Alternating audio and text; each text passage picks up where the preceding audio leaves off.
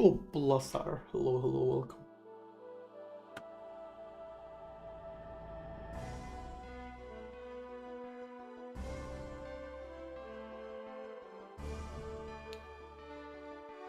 Cakes was some... I know, I haven't watched a lot. I usually, like, pop Cakes up for, like, 30 minutes when I'm doing, you know, like, early, like, morning emails and stuff. Maybe, like, for an hour, and then I just try to focus on the work. You got mad? Why would you get mad?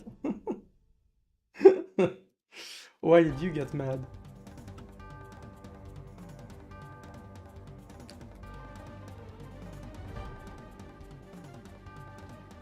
Right, so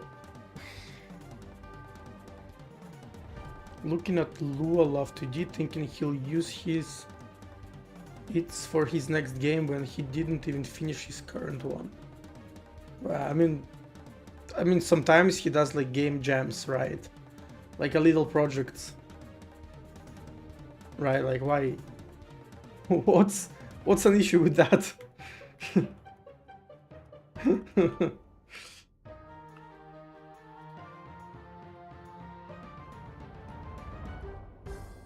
Hmm.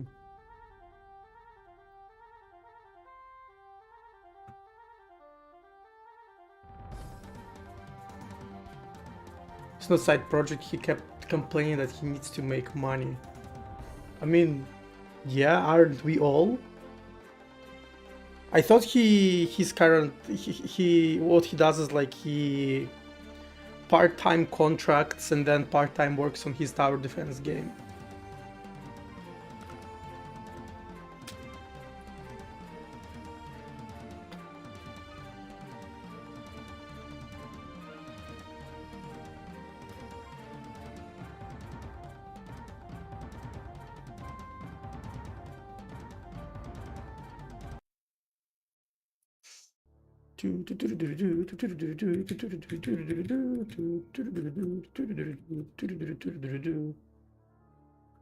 Yeah, I mean, I can understand if, you know,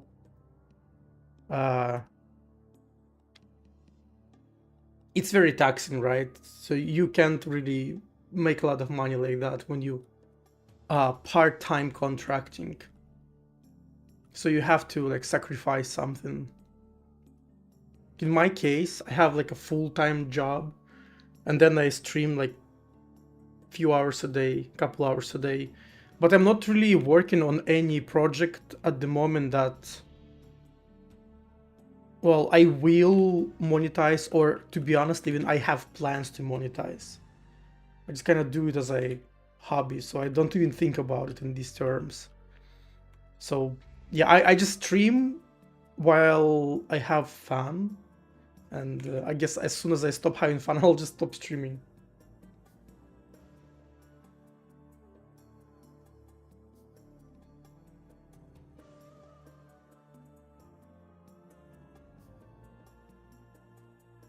I added audio streaming to my Twitch chat client.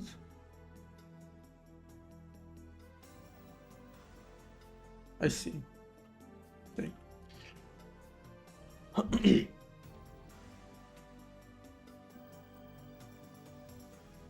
Yeah, so what am I gonna work on today? Yesterday I kind of resurrected my or return macro. It was pretty cool. And today I think I want to experiment with like automatically login error or something like that. Hey Connor, hello, hello. I streamed a handful of times for a few hours. I do not have a camera though, lol. And was afraid to play music. Well, on YouTube you actually should afraid. You should be afraid if the music is too popular and copyrighted on YouTube. You can literally get like nuked from the orbit.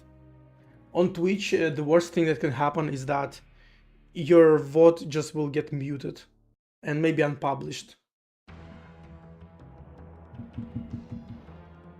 So this is maybe partially why I'm playing the game OSTs, because they're usually safer. I also like them, but that's besides the point. Right, so What I wanted to experiment with today is, something like, sometimes I would write some code, like do something like foo, right? And then if like not, I would do like error something like get like system error and then log error. Oh no. Something like this. And then I will maybe return. And then I will like maybe return. Or maybe I will try to do something else there. It depends. So I wonder if this can collapse somehow. Yesterday I was thinking about something like or log error. Maybe I call foo and then I provide like blah blah blah, and then and then error code will just get inserted by this into the outer scope. But this looks kind of weird first, and second, sometimes I don't really have an error code. Sometimes it's a purely like logical error that doesn't come from interacting with system APIs. You know what I mean? And so I wonder how can I make it more ergonomic? Because this is literally, I do this all the time. And I mean, typing it manually is not that big of a deal, but then this part comes into play. Sometimes it does, sometimes it does not. And so it's, what are you going to do? So I thought that maybe I could experiment with for expansions, and you could do something like for like system error, like message, like error code, error message, and then you do like with system error like foo, and this is a kind of custom for expansion. And then you can call log error manually, and you just get these kind of inserted into the scope via like for expansion. And this is used sort of like Python context manager, if you know what I'm talking about. So that's what I was kind of thinking about.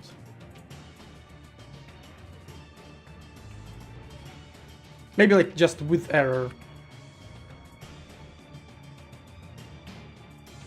And this could be, for example, read entire file. This could be this.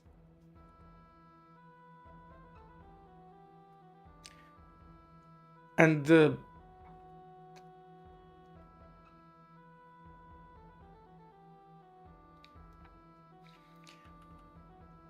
yeah, I wonder how would I, like if I want to get the content, how would I get it?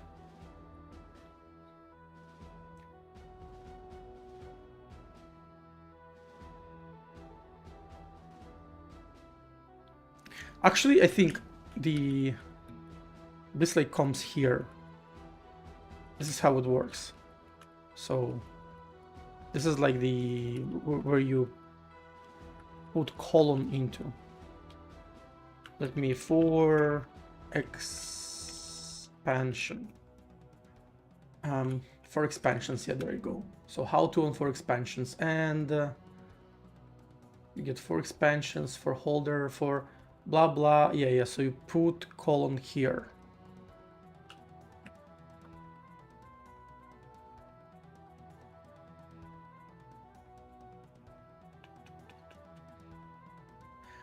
Or you do this.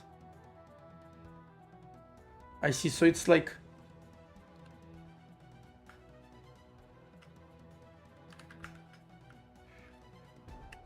So I guess you put one here. And then these... Oh, you know what?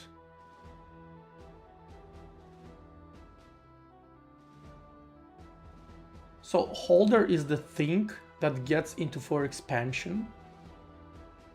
This is the name of the for expansion. Can I maybe do it like this? Oops, sorry. Can you do it like this? I don't think you can, because it will try to execute, it will try to evaluate that, and then pass like a fucking string here.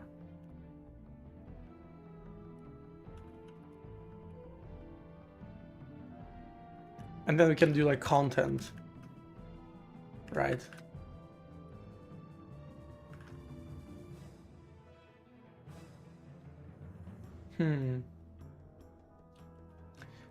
It will probably work if I mark it as code.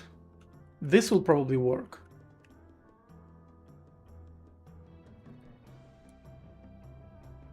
Oh.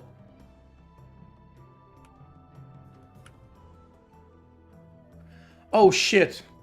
Wait. Here goes the code. But now he expects, like, he thinks that this is a part of the code, right? So I will have to. Ah, shit. Oh, wait. It didn't even go all the way here.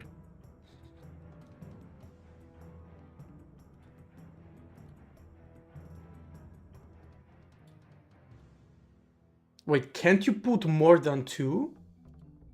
Wait, really?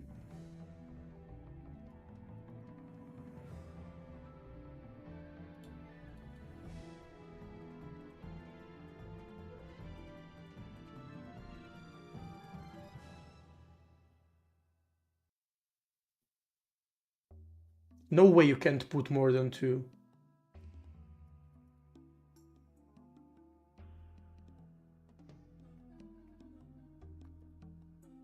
I guess you can just do this.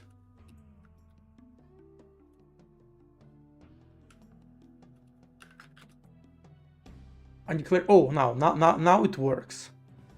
Huh.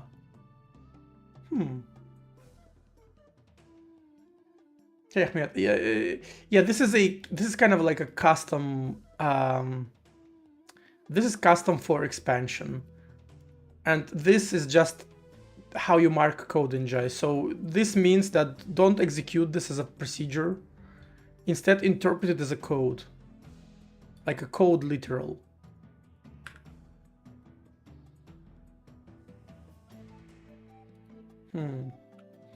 So let me...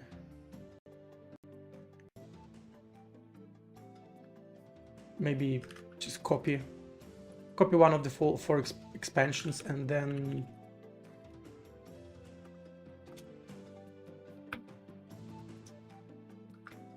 just put it here, and with error and holder, and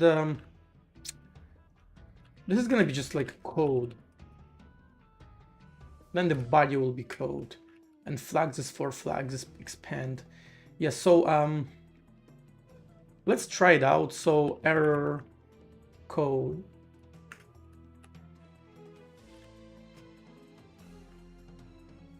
And then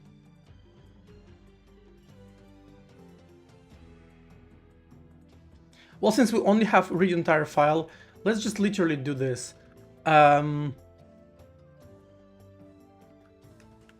Actually, I can do this, right? So content success equals. I can literally just do this. And then, you know, insert code.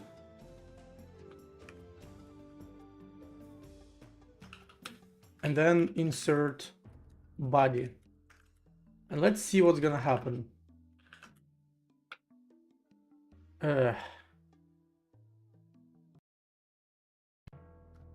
Cannot take the address of a small constant because small constants don't have any storage. If you assign this to a variable first, you can take the address. Huh.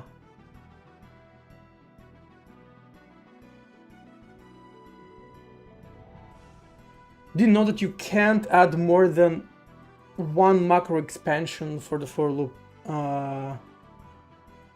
Wait, you can add more than one macro expansion. What does it mean to have two or more macro expansion for the one loop? Wait, what do you mean? Yeah, I guess you gotta clarify your question because I'm not entirely sure what you're asking about.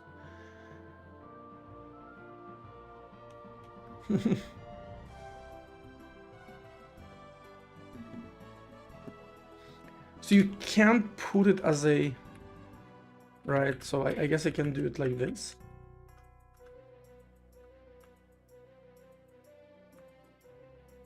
Code. Will this work? All right.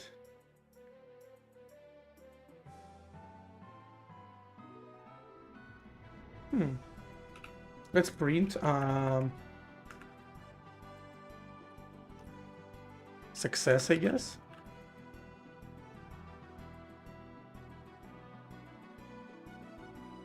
Undeclared identifier success. Huh. So this code didn't get inserted or what?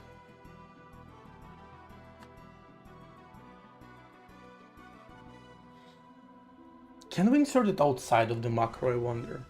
So what if I insert, like, if I do it like this? Ah, you know what? I need to do like insert scope code. Still can't.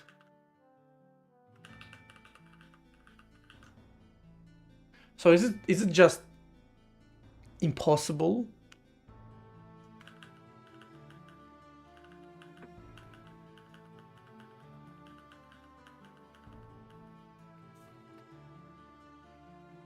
Where does the code directive stop? Yeah, it stops here. You can also it stops here, or I think it can also stop at like here. So this is already not a part of the code directive, you see? End of input, so you see it's like, it doesn't treat this as a part of the code.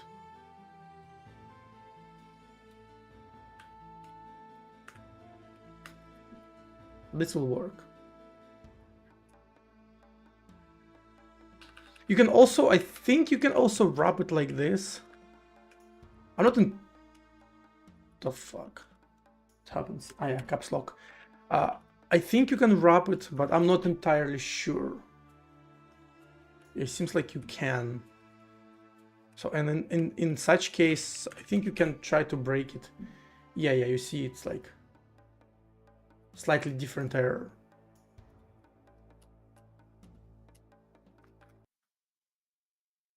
If you want to add a block of code, then yeah, then you just do this.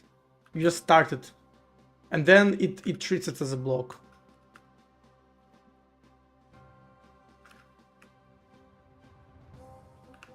Yeah, this will open a block.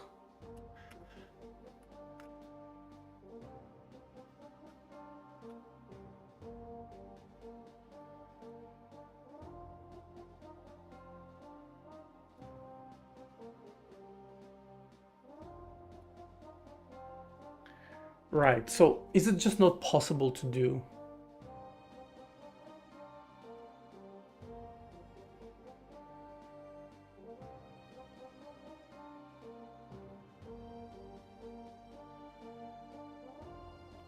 It inserts the actual block. So it will insert block together with curly braces, which means you will not have access to these variables outside of the block.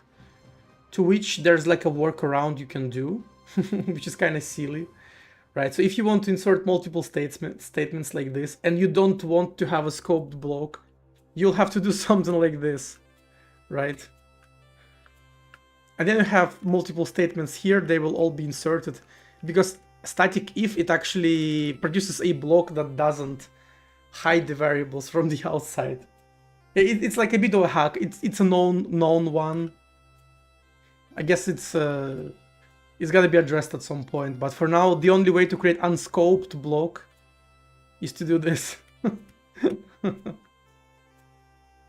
If you want to use code directive, of course, you can insert statements in a different way. Yeah, it is no limitation. It is like a temporary. It is like a to-do item, right? It's some like dark corner, a little like corner of Jai metaprogramming.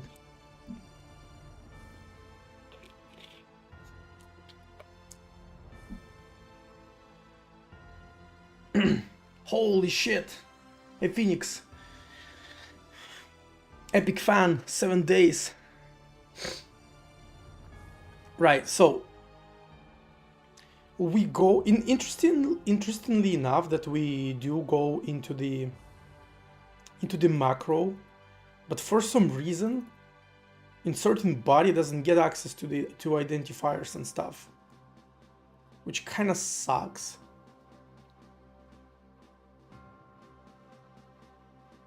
You could suggest, yeah, do like a markdown situation. Yeah, maybe.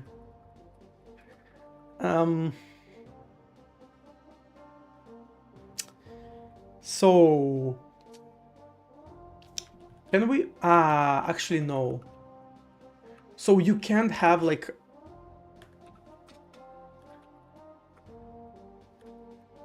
you can't have this in for macro, in expansion macro. Oh, can you not? Huh, interesting. Does it mean I can do...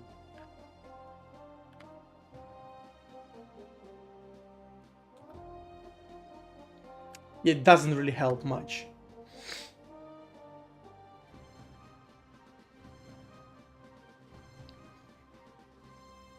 And if I mark it as a constant, I'm pretty sure it's also not gonna work.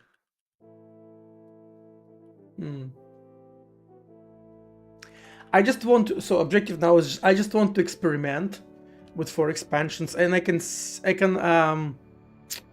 want to check if I can, for example, get a piece of code, provide it as an argument to a for expansion, and inside inside of this scope, this block, if I can, insert some variables, for example, error code and error message, if the code under question doesn't pass certain check. So, kind of experimenting if we can get like automate getting like system error, like error no on Linux, and get like last error on Windows. So you don't have to do it manually all the time, you know what I mean? And see if we can have like I don't want to say DSL, but you know what I mean. So I just want to see how flexible for macros in this sense are. So what if I don't insert body at all? What if I just insert the code? Expansion for this for loop did not define it. So the loop cannot bind its iterator variable. All right. Yeah, so it really wants to do it. Let's do it. I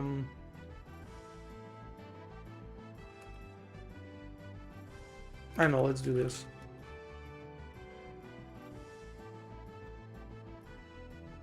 So now it works.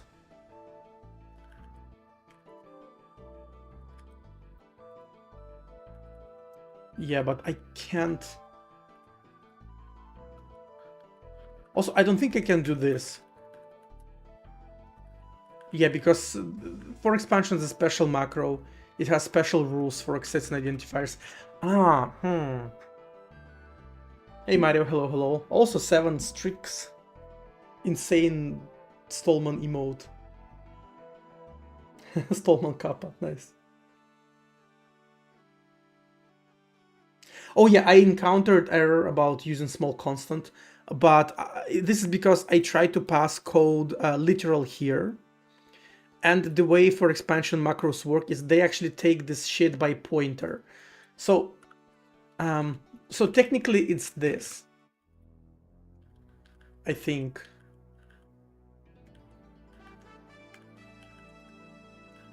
I think technically it works kind of like that.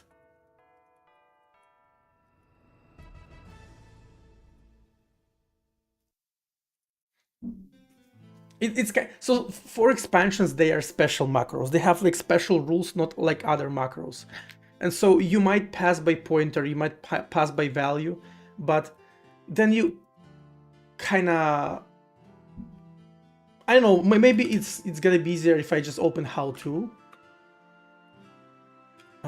So there's how to for expansions and oh.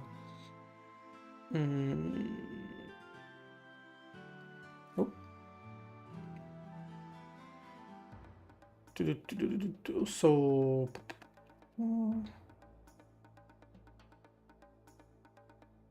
are there rules that are explained? So defined for expansion. This is like pointer. Oh yeah, by pointer.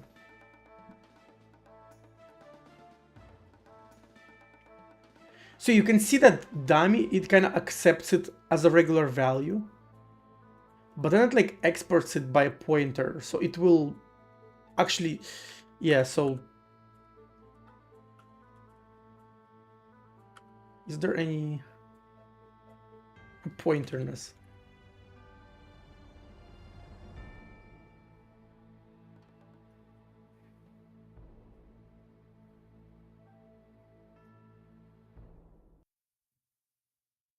Yes, yeah, that's why it doesn't take a pointer. So this like has to be a constant.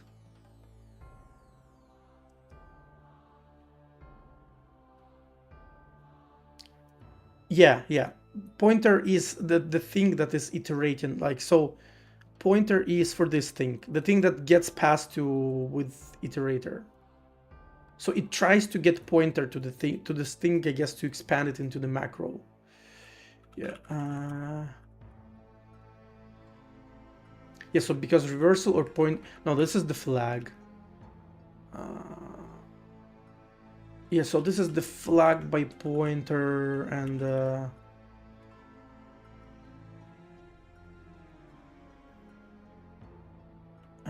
for parsing we would parse blah blah blah. Yeah. Oh yeah, this is also like an experimental syntax, this comma.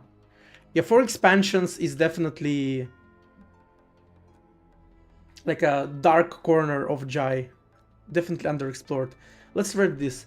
Until now, all our for expansions have taken the first parameter, the type on which we're iterating by value. But the compiler actually looks for expansions by pointer, and auto-dereference makes it work by value if that is what you're. Yeah. So this is the official wording. That's what I was trying to find.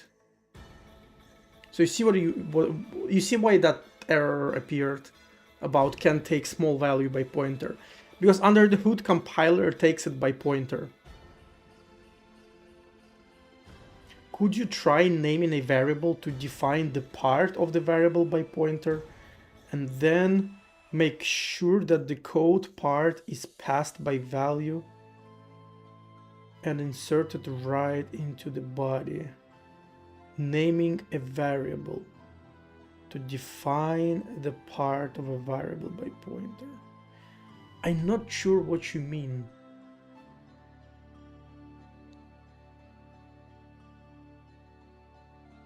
So you can take a pointer here.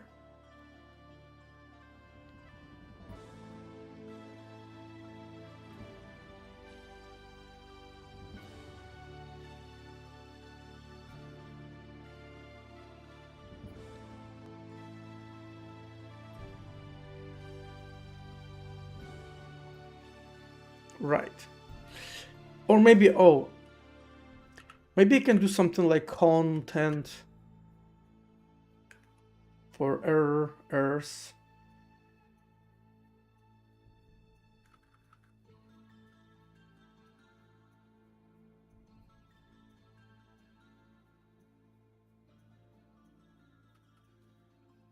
Ah, this doesn't actually matter what you're proposing. So this, what you're saying, this will just rebind it and it index from the macro. So where are we? Yeah. So what you say, like error, it will just be assigned to it, and that's it. That's literally it. Is this Valve in the room with us? Yeah, I guess so. Yeah, I just want to see if I... Oh, it's a bit loud, isn't it? It's like that. So yeah, I just want to see if I can pass the code. Seems like I can pass the code, but I cannot... I can't iterate over it, which I can't insert it into the outer scope.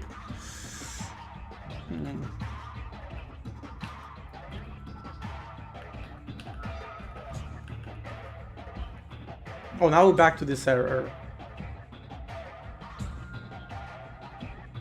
Cannot take an address of a small constant because small constants don't have any storage. If you assign this to a variable first, but I did, look at this.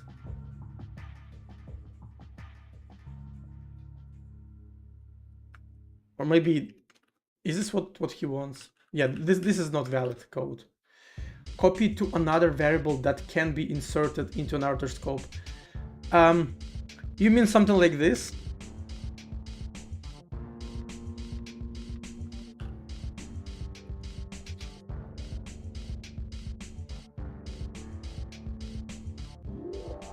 Something like this. Damn, look at these 7 streakers. I'm surrounded by true fans.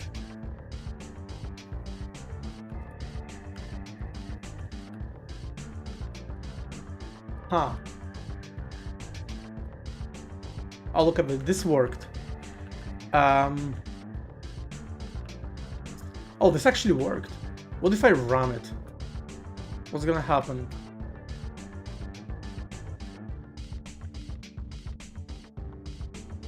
False. Success is false. Streakers, yeah. What if I do existing file?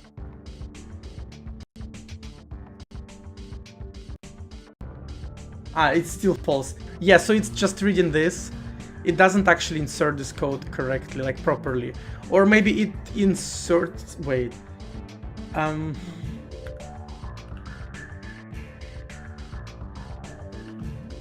Wait a second.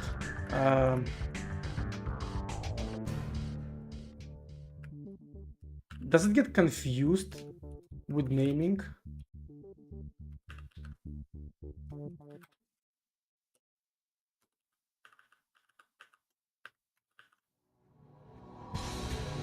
Not quite. What do we do? Insert scope.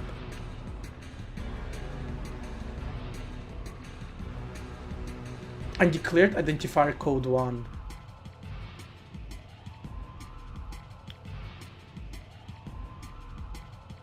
Oh shit. That actually... Yeah, with error is my macro. Yeah, this is just a custom name for expansion macro.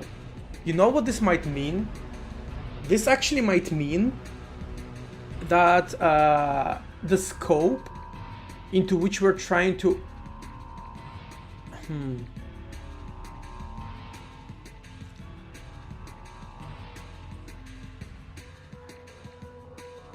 Oh shit.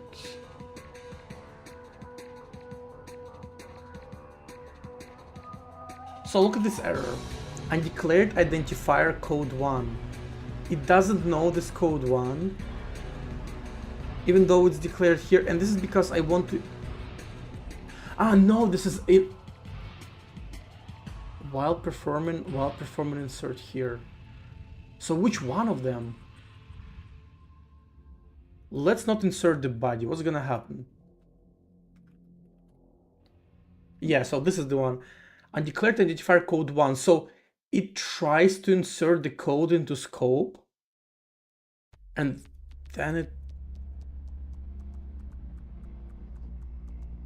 while trying to insert this.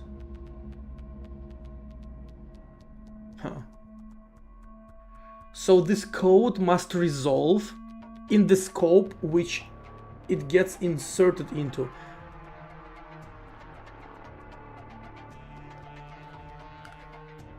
What if I insert it into a color code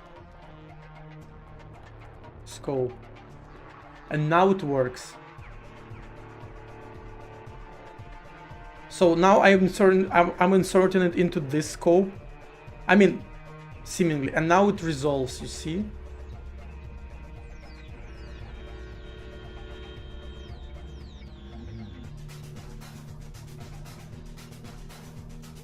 So let's print success here.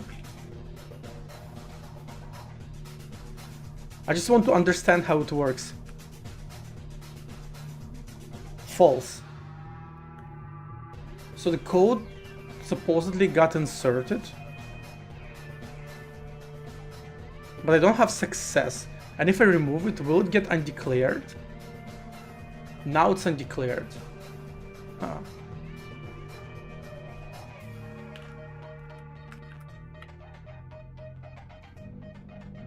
You can't have a macro that called. Yes. I mean, but in this case, it was declared. It was just declared in a different scope, not in the scope I was trying to insert into. That's interesting. So you can see that the code was inserted, like, successfully.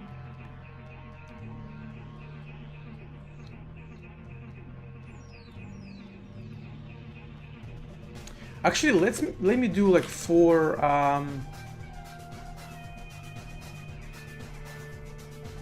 something like this. And what if I insert it here inside of a 4? Because, you know, we kinda want to have 4 here, loop for loop. Nothing really changed. Let me print and see if we go here. We go here. We go here, yeah. And then supposedly it inserts the code.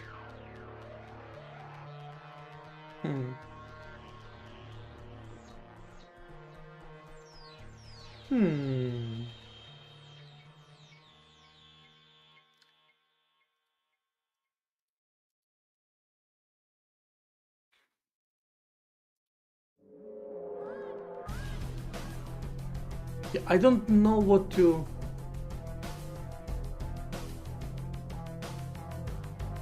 I don't really know what to think about it. If I insert it here... Oh, if I insert it here, actually.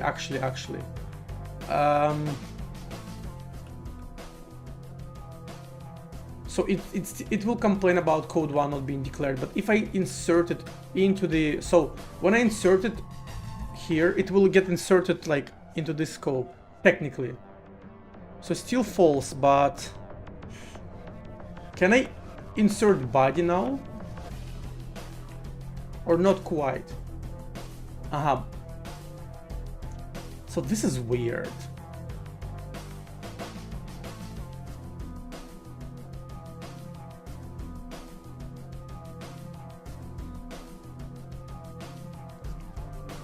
What's the point of inserting it inside the macro expansion?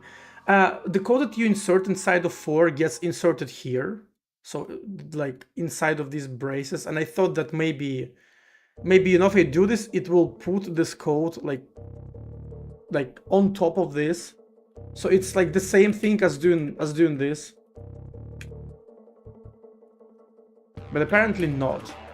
You know, maybe for expansions that don't really work with code that well.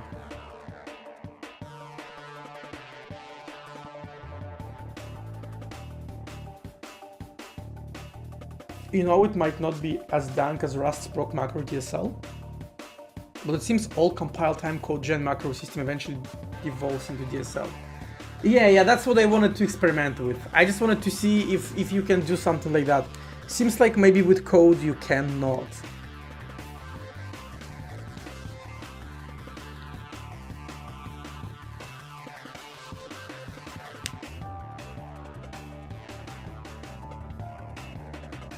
right? And if I remove these declarations, then the body cannot find them anymore. I think the insertion into the macro expansion goes into the loop body. It goes, so if I insert body, it will literally go here. So this is the body code.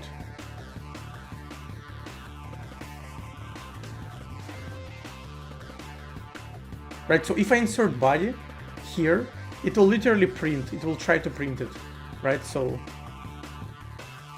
let me remove that. Yeah, and I guess remove this too. So look at this, foo, you see? This is the body code, and it got inserted here. Like body code, it's like code inside of this code. Yeah.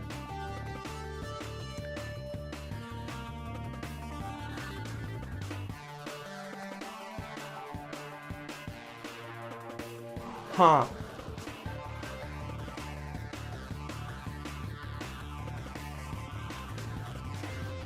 You know what I can do? I can do something really weird. I can try to parse this code. Like as a bunch of nodes, I can parse this too. I can create new code nodes, and I can sort of combine these two together and insert back as a single body. And see if that will work. But another bummer is that you can't just do this. This is also kind of weird. Right, it will say. Actually, you know what? If I remove code, what's gonna happen if I do this? Ah yeah, it can't like parse them anymore. So maybe I can do this. Oh. Oh, look at that.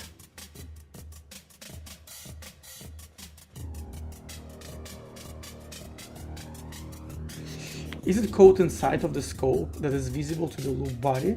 Or just code that gets executed at the loop body but not visible to the loop body? This is getting too philosophical.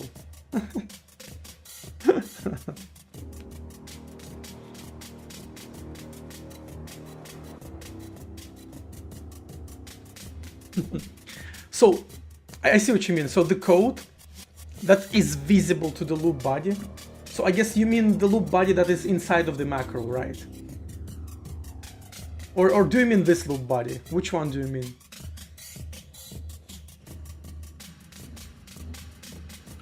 I guess I can just also do this.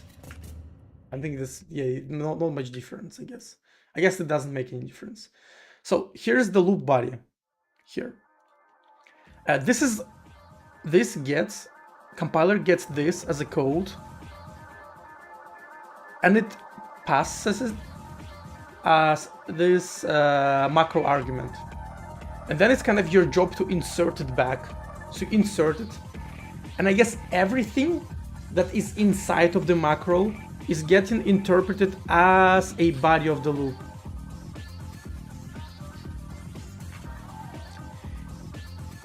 Oh, I just realized. When you backtick shit, I think what happens is that it gets inserted like here. On this line. It doesn't get inserted like outside of 4. That's why this couldn't get like success and stuff.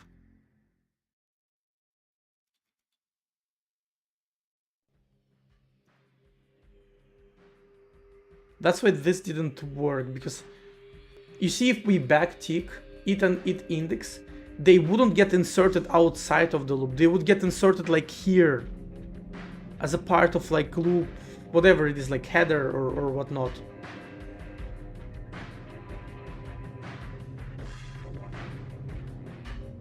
Yeah, it gets inserted here. So here you can access like it index. So you can get access them here, but you can also remap them here. I guess here you will remap them. But yeah, backticks, they don't go outside. So, oh, and maybe that's why color code. Oh, shit.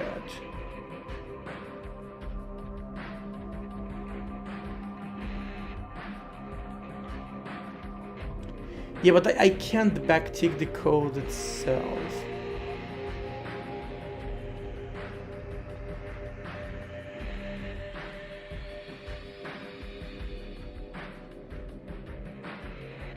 Yeah, so if I do this instead and pass code,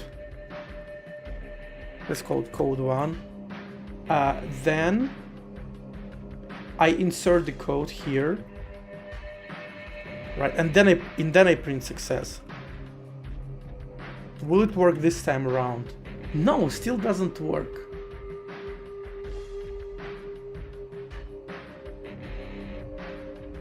That's kind of weird.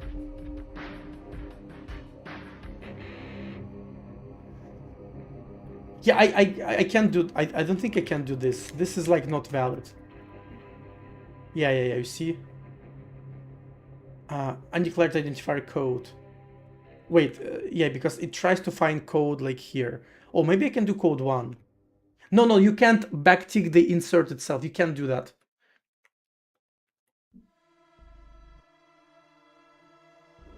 Insert a known constant. Yeah. So instead of doing this, so you can't do this, right? Expected an identifier, blah, blah, blah.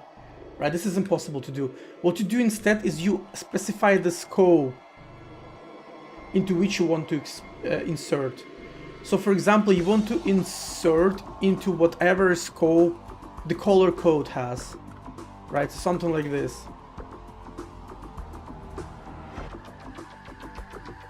Oh, the wrong one. Fuck. So you would insert code into the scope of the color code. Here. Let me...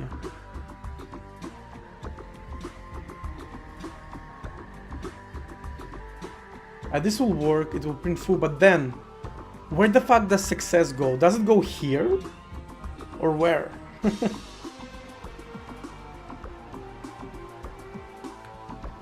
Yeah, but...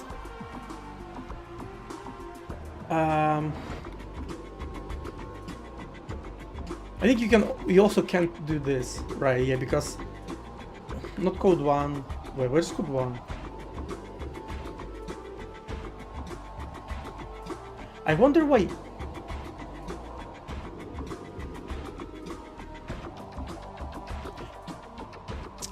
Huh. Oh, I just realized. I think I realized what the fuck is going on.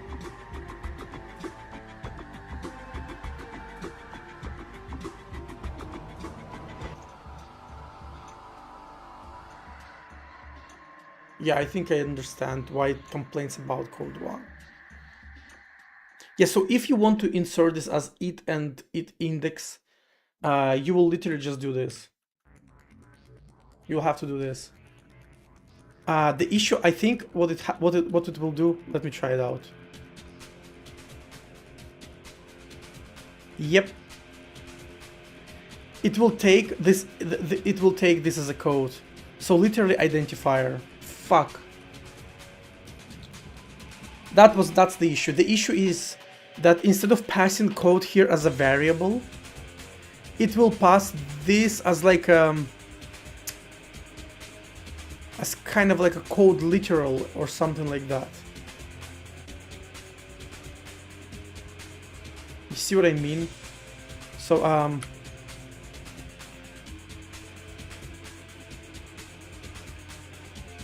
I think that's what it does.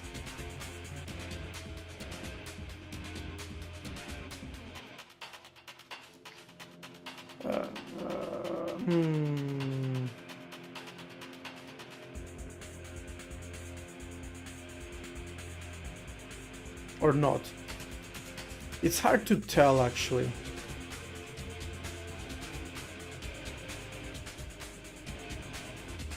How would I distinguish it?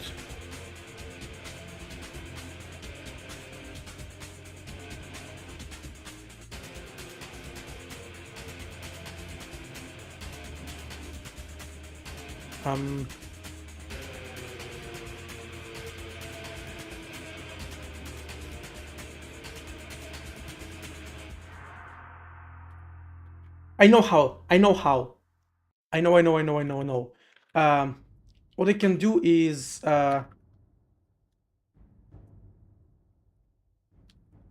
is what I can do. I can get the code note and then I can print it.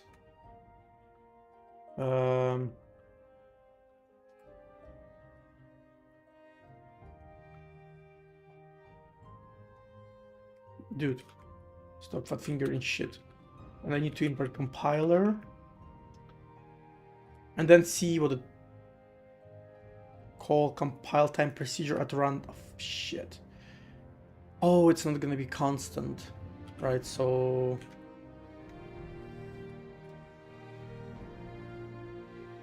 unary operator.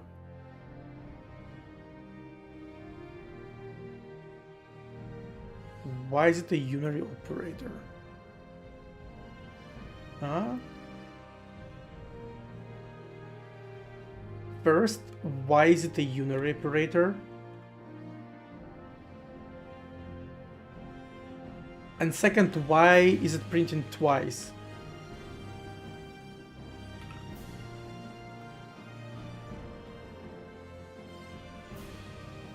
Why do we get here twice?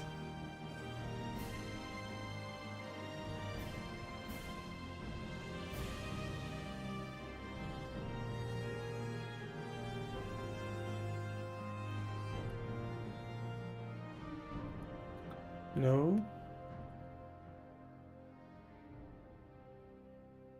Oh, yeah. One when it parses the declaration itself. Another one, yeah, another one when it. I think another one when it parses it here, maybe, right? So if I. Oh yeah, then we don't know about it, right? No, I wonder why it's twice. Anyway, what kind of unary operator is it? What do you mean unary operator? Unary operator what? Let's investigate further. So, code unary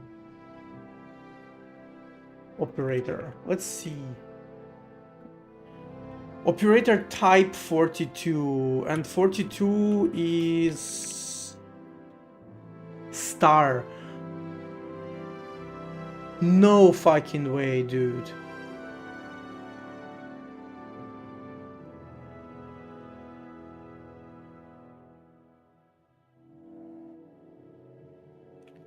It exposes the fact that compiler gets it by pointer. So what we're getting here is not our code. What we're getting here is a fucking pointer. The fuck? Let me name it something differently and see if it changed.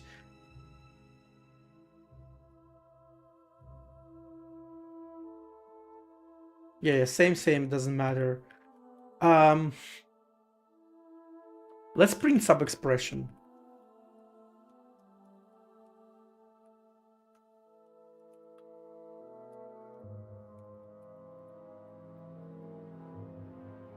On an identifier, fuck. I told you. It passes, so it passes the code as an identifier, and then it takes a pointer of it. Now I understand it. I should have remembered about getting code notes right away. It's been cloudy all day. Now it's just got sunny and also started raining. That's sounds pretty cozy. I know, but I quite like when it's, rainy and sunny at the same time. Yeah, so it gets this code as an identifier, code 1.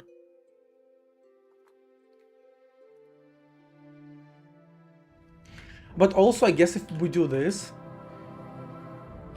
then, yeah, we're trying to insert a fucking pointer to an identifier. Yeah. Yeah, and I should have known, because this is what happens. It takes this as a code, which is an identifier, Yes. Because you can't pass code literal. I can pass it as a procedure call, I think. But then I can't assign. Then I cannot assign these.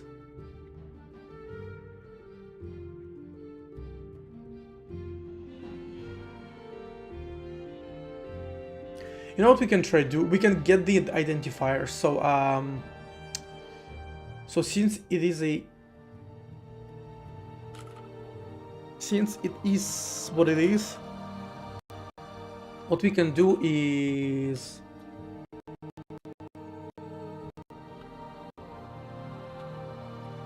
we can do that, and then we can expr code ident and then resolved declaration. If I recall correctly. No? Non-constant struct member resolve declaration without an instance. What? Oh yeah, it's... Fuck is this?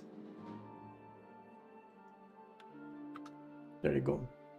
So a declaration, you see here code 1, and the expression should be a fucking statement or some shit. Or expression should actually be code.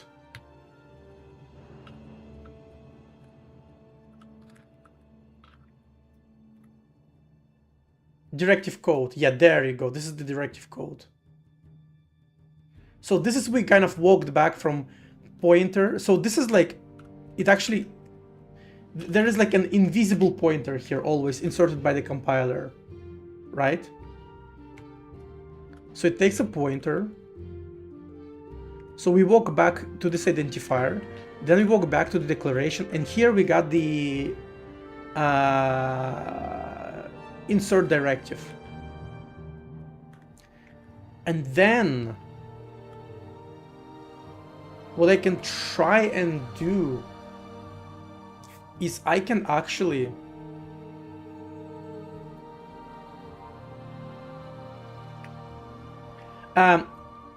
if I dereference a pointer, it's not gonna be constant. That's actually the reason, but let me try to cheese it. So what I can do is I can get this code. Ident is expr dot code ident, and then code equals, it is passing like asked. Yes. If I will pass a constant here, it will still pass it as an identifier. I'm pretty sure. We can check it later.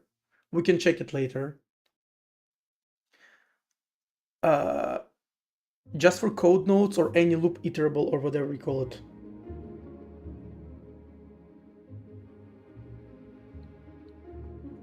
In this case, no. In this case, we pass code 1, which is an identifier, but internally Jai, like the compiler, just for the special case of for macros, it will take it by the pointer. So it will take it by the pointer, and whatever you get here is actually a pointer. So this is just a little bit of magic just for expansions. That's why when we passed it as a literal, it was complaining that it can't take a pointer to a small value, right? Because code is a small value, and it's not on a stack, it's in the register itself. And that's why it was asking us to assign it to a variable. But when we assigned it to a variable, and since we passed it as a code, it got passed as a fucking identifier. So now you need to kind of walk back. So let me do as let me get it as an decal expr. So ident resolve declaration expression. This is code directive. And let me do How do you do it?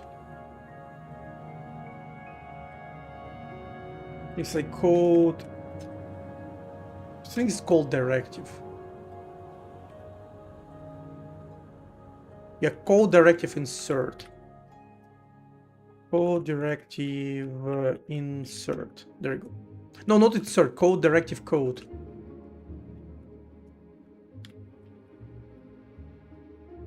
There you go. And then you get an expression itself. Expression, and then we do directive equals decal expr. We cast it to code direct code. And then we do directive expr, directive expression. And then let's print that one.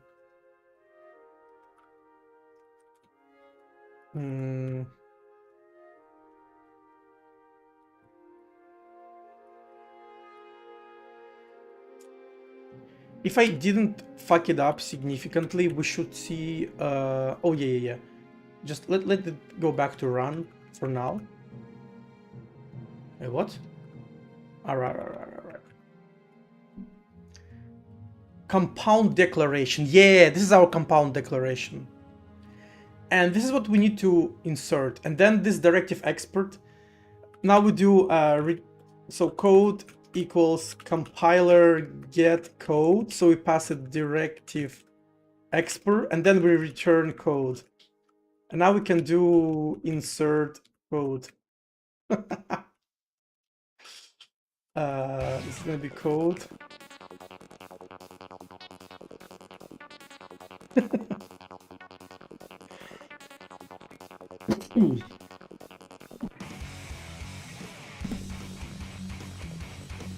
Don't know if I'm a fan of how a ton of Jai's core compiler and context API uses C-style inheritance instead of discriminated unions. So I understand what you're talking about. So Jai doesn't have discriminated unions as a language construct. It has a user space module for it. But I don't know. Like, I don't know.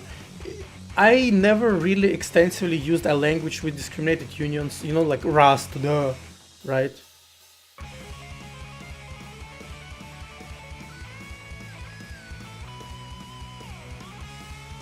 So, I don't know, I never got used to them, I don't really miss them.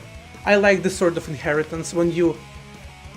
I mean, you still need to manually switch on something, right? So in this case, you switch on a kind. In case of discriminated unions, you would switch on some kind of like an internal also kind, but this kind will get, I guess, automatically mapped by some kind of to some kind of enum by the compiler. So I don't know, I don't really see much of a difference. Wait, the only valid identifier after insert is currently scope. What? Ah, yeah, you do code here. Bam, bam, bam. Oh, shadowed, fuck. Result.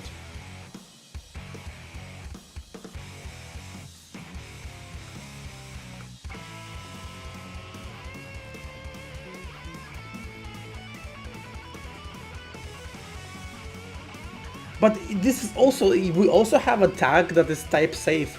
So what's the difference? And if you switch case on this tag, you can't switch case on anything else. So it's the same.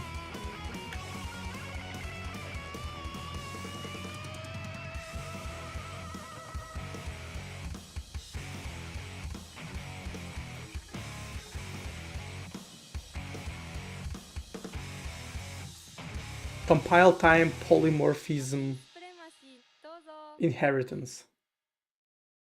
Does it call it inheritance?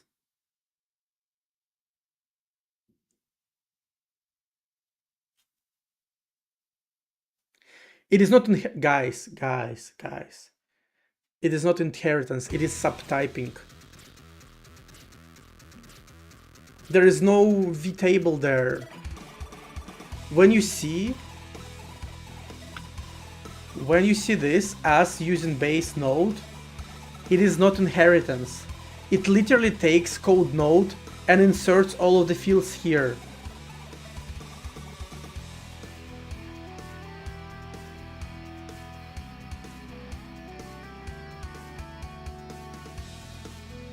Yeah, I think in normal terms this is called like subtyping or something. But yeah, look at this. Look now. Undeclared identifier read the entire file. Look at that. We finally tried to insert our code. Why can't it find read entire file though? Why not?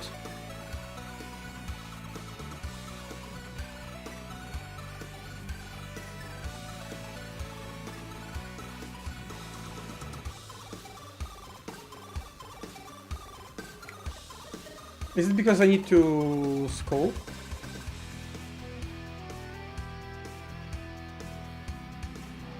Here's read entire file. It exists. Oh shit! It tries to insert read entire file like here into this macro, but we don't have it here. That's actually quite problematic. And now we have it. Right? And now I can do... No? Fuck! Why not? Because of this? No, I still can't do this. Why?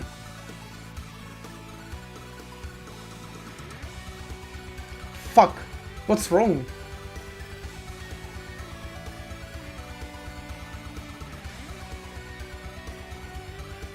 I mean that the word inheritance is loaded with C++ shit, in Java shit, for a lot of people. So I see. You just get triggered by the terminology. I see. Yeah, that makes sense. Did I remove success? No, I did not. Here, it's here. And I am supposedly inserting this whole shit. But why can't I access it in a body?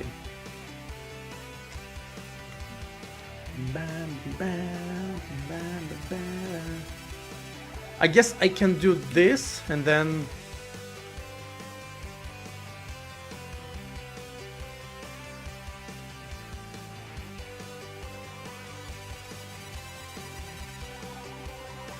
but now it doesn't know about. Right, I see. I see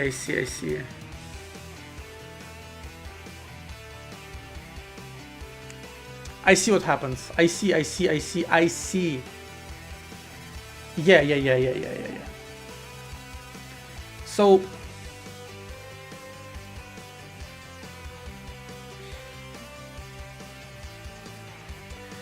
I think what happens is that body gets treated specially, but not this code. So I think body gets treated specially in a sense that it gets inserted not in the into the macro scope, it gets inserted into this scope. But every other code I have, I need to insert it into the same scope as maybe as body. Can I do this?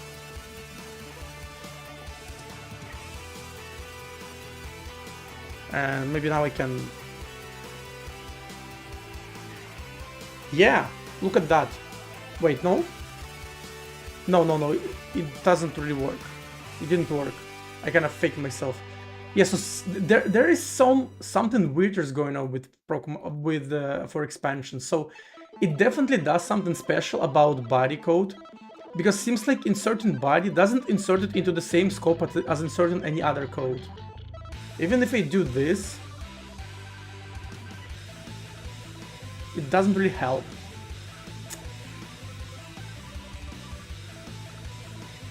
You know what I might do? Wait. What do we have in the chat? Before you said your tag is type safe, how does Jive prevent you from casting to the wrong type when you get a tag in a struct with a subunion.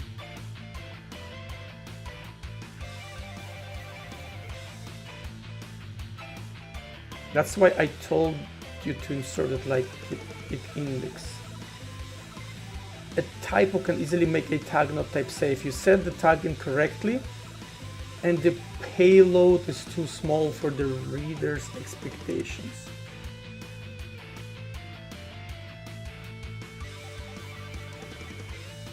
When you get tagged in a struct without a sub. I mean, the way it works here is that, maybe I don't understand what you mean, but you have a code node, it had kind, and kind is an enum. Right? So, and this is all you can access to. So how do you, if you typo this, you will get compiler error.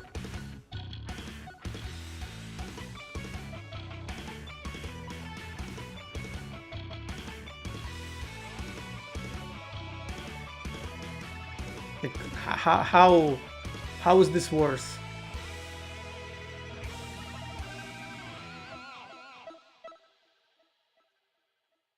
Yeah, I know what he means. I know what he means. I'm asking, how is this worse?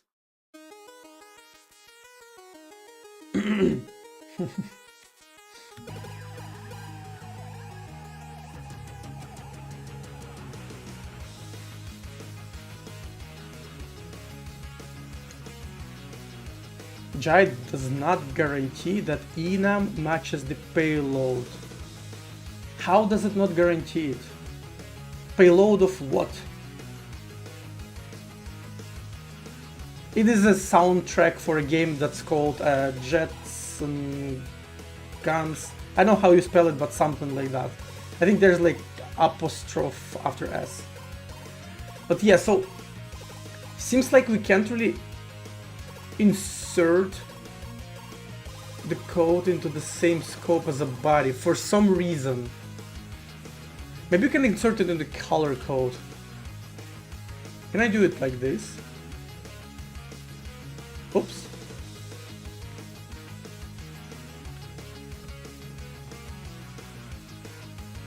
Doesn't like it. So yeah, I guess if I do it like that,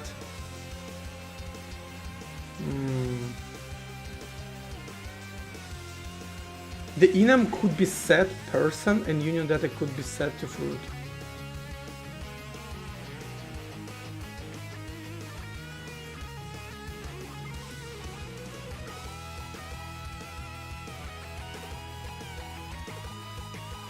I see what you mean.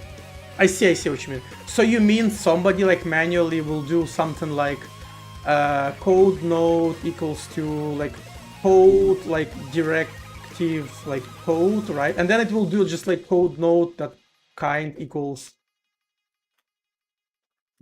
This is what you mean, right? So somebody can manually do this. Is that what you mean?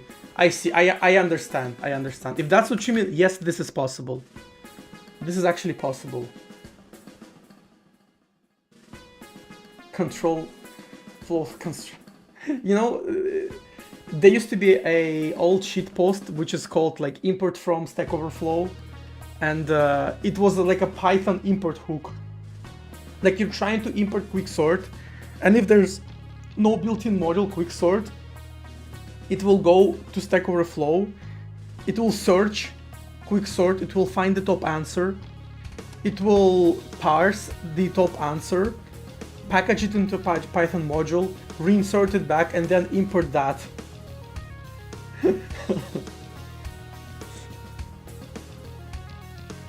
I see. So yeah, you can do this manually. Yeah, nobody will save you from this. Yeah, this is true. I mean, but that's insane. But that was a thing. Because Python lets you hook into import keyword. It also lets you hook into assert keyword as well.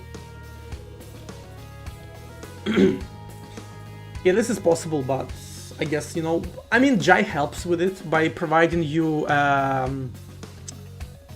default initializer, right? So if you have like foo struct, right? And you have like kind, which is supposed to be some kind of a like enum, right? You can also set the default. Ooh. And then other fields, right? And then when you do foo,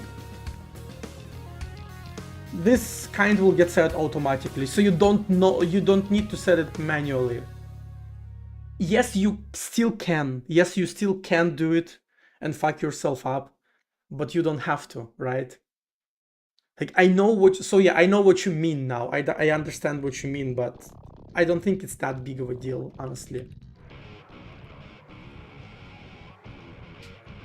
There is, I think, a couple third-party modules that provide you tagged union as a Jai library, so you can use it, and it will at compile time check all this crap. But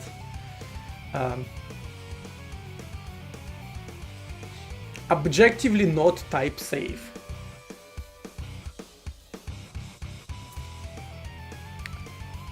It is by definition of this programming language type safe, because it compiles. So get fucked. I understand what you mean. I understand what you mean.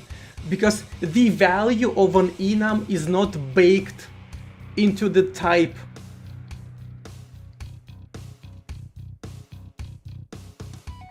No, we cannot. So, I mean, I can, but I need to, in order to do this, I need to take this code, I need to parse it as a compound declaration, and I need to rewrite it to do each of them like this. So maybe if I do that, and for example I insert it just like this, maybe it will work. Yeah, you see, now it's true. You see what? So this works, yes. Because now they are backticked exactly as it and it index. Yeah. So if we do this, it will work. Yeah. By this logic, 1970C is type safe because it doesn't check.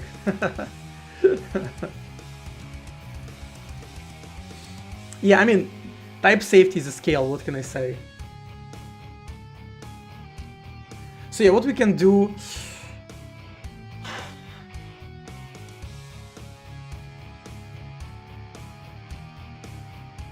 Yeah, so we can rewrite this automatically.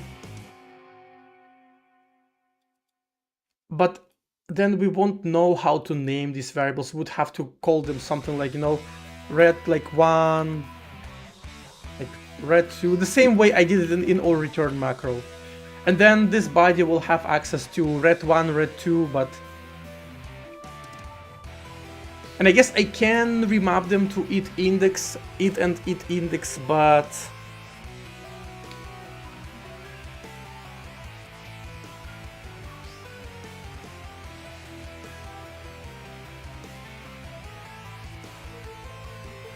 Define tagged union like struct. It's just a struct in the language, not tagged union. By the way, is music too loud or is it fine? Like, let me know if it's too loud. Because it's definitely on the louder side for me.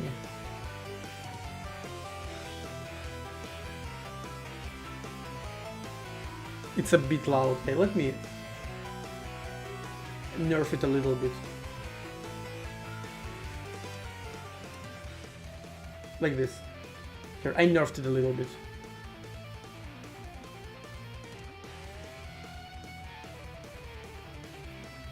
What are you? What's this? Let me take a look. Exchange exploit T3.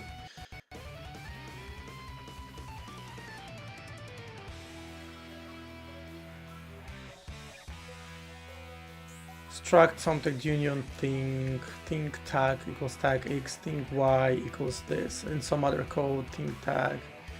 Yeah. This is exactly what I understood. Yeah. I know what you mean.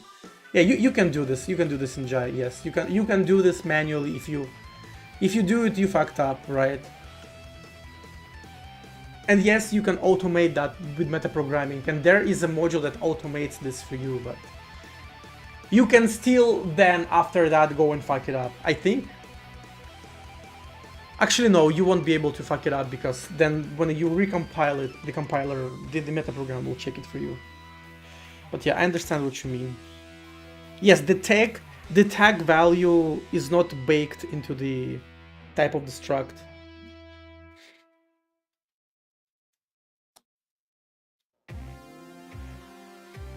Yeah, metaprogram is slower than the compiler, this is true. That's why we are trying to like lobby if X and J support in multiple returns, because now it does not.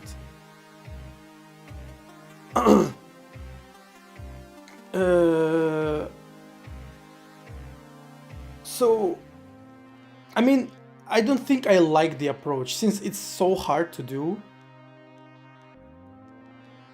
And I can just pass procedure call as is, and then I can deconstruct it and extract return values the same way I do in all return, and I can insert them into the procedure, into the loop body. I can do this, but then, you know, what do I name them, right?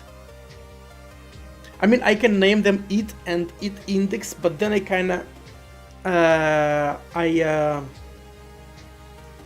restrict myself with using only two of them, like value and an index,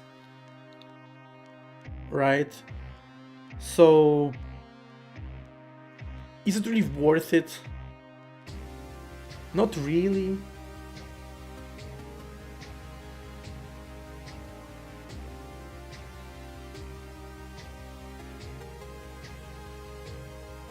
Jai has unions, by the way.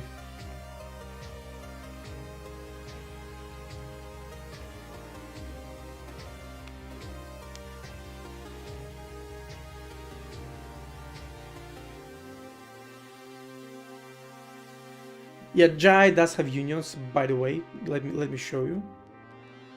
Union. By the way, here's tagged union. Just so you know, Jai has tagged union. It's just a user space module. So you have tag, which is a type. Then you have some kind of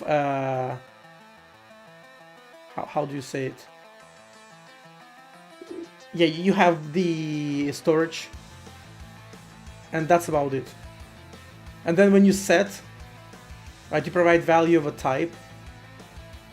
It just smashes the pointer into the data. And when you do, like, he says, here's your match, right? Here's your pattern matching, right? You check if it's a type. If tag equals t, you return cast. Just cast data to t. That's it. That's your tagged union in Jai.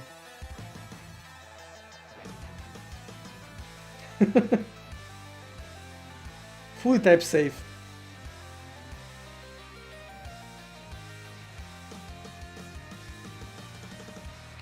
You cannot, I think, because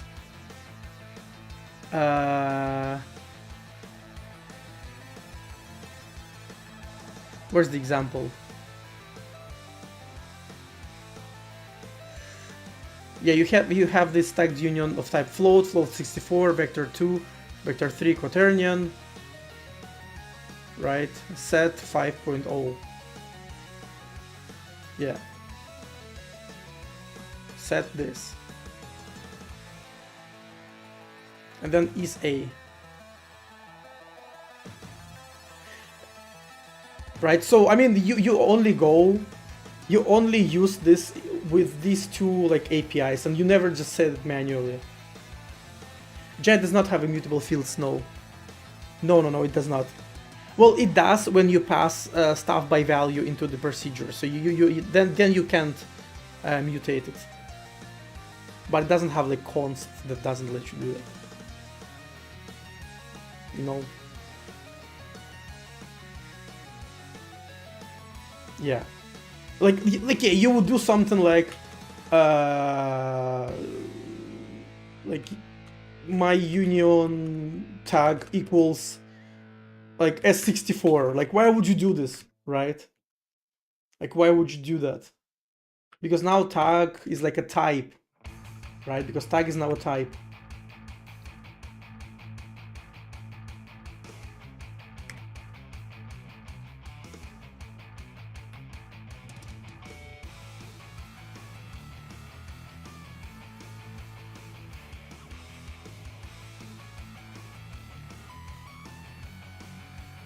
Yeah, that would be just, why would you do it?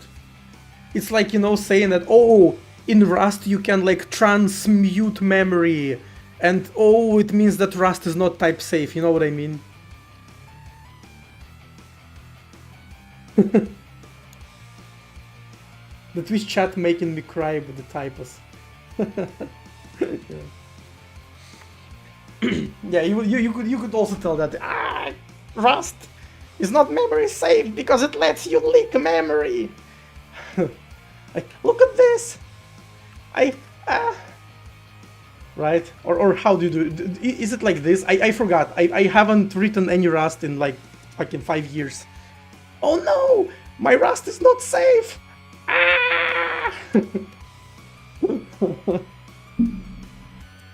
Or is it like, I don't remember, it's something like box fucking leak, like my like ass, and then you have to match angle brackets. Yeah, I forgot Rust. I haven't written any Rust in a while.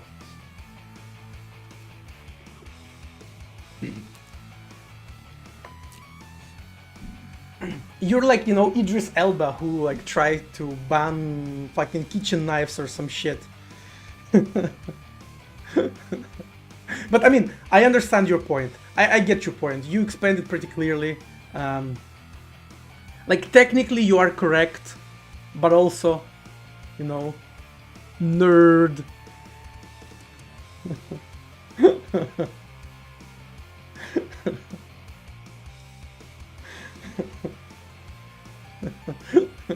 Yeah, so I can make this work. Now I fully understand what it does, and I know how to make this work.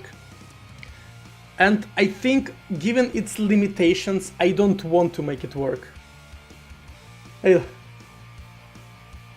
Lars, hello. Did you change your name?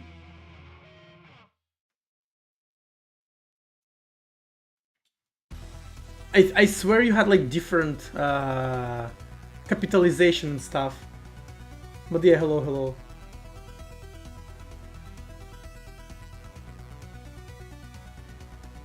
Yeah. Now you Lars greatness.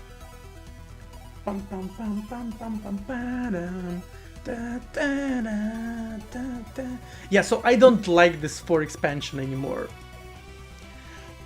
So what I wanted to do is basically what I wanted to do is I wanted to call a procedure, and then I wanted to have a scope where I could process errors if it has any, you know?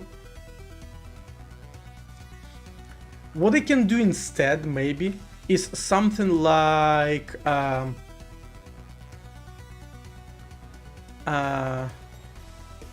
you know, with error. So I call this as a code, and then I maybe have, right, like a actual code here, and then, you know, handle error here. This is also what we can do, and this will, you know, error like code, and then like error message. This, like, these will get inserted. And we can do something like this. And we can even do content success equals, right? We can do it like that. This has a bunch of like code directive noise, but yeah, we can do this. And then this thing will get inserted into the parent scope, and this thing will also get inserted into the parent scope. but you know, you have like access to all of those.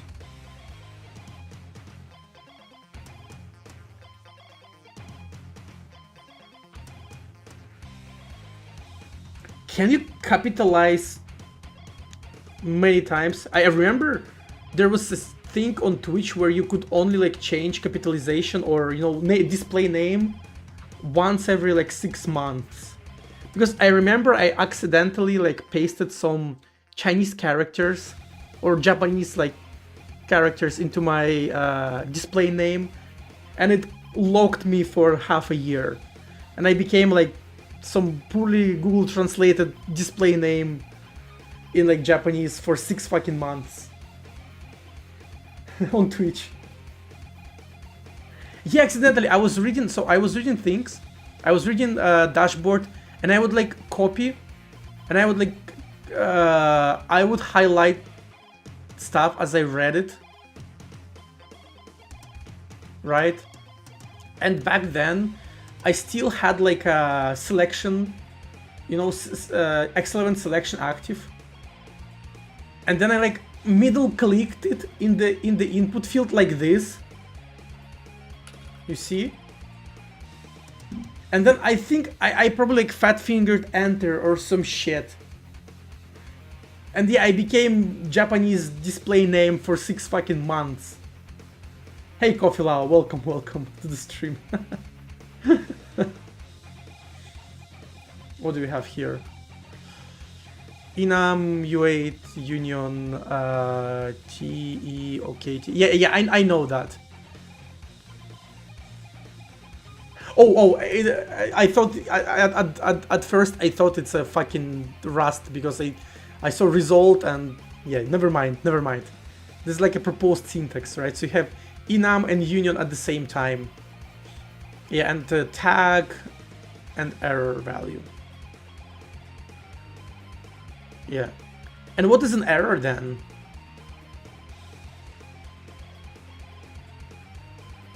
So error is just something that accepts string.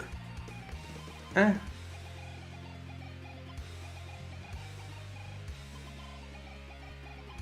But yeah, you can have it. You can have this with just as a macro, as you can see, or as just like a polymorphic struct. It's not really a macro.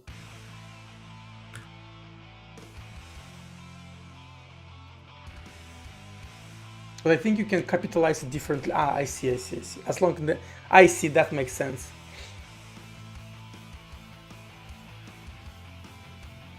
To err is human. To err is pirate. Yeah, err.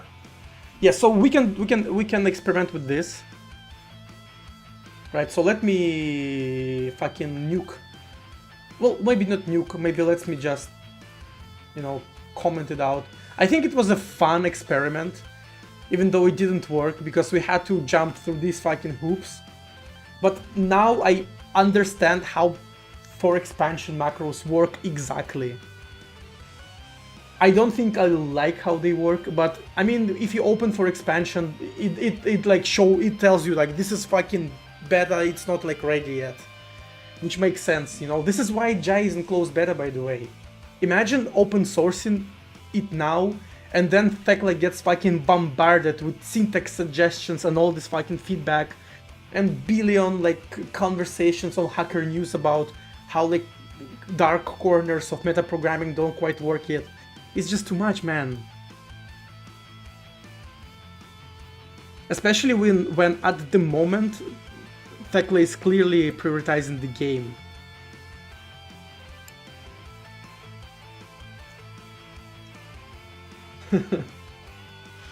So I can totally sympathize with John not wanting to just like open source the compiler of the start, or you know, even to make it public. It's to save people's time and to save his own time. And it probably makes sense to make your compiler open source when you're like a nobody, because you don't instantly get a lot of hype for it, right? Because like Odin probably worked like few years in complete like darkness, Like, I mean, Bill worked on Odin before it got any traction, and the traction was like organic. It was like slow and slow and slow, right?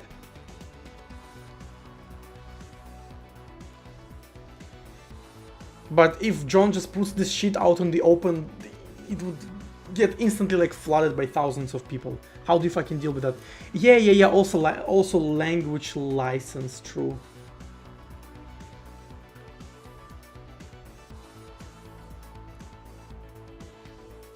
I will shut up when I become a member.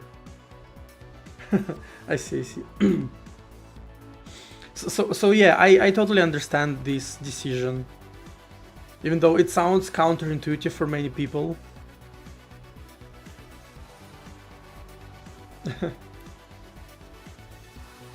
I mean, the secret beta Discord, it has syntax suggestions channel, and I think John just made it so he can never read it.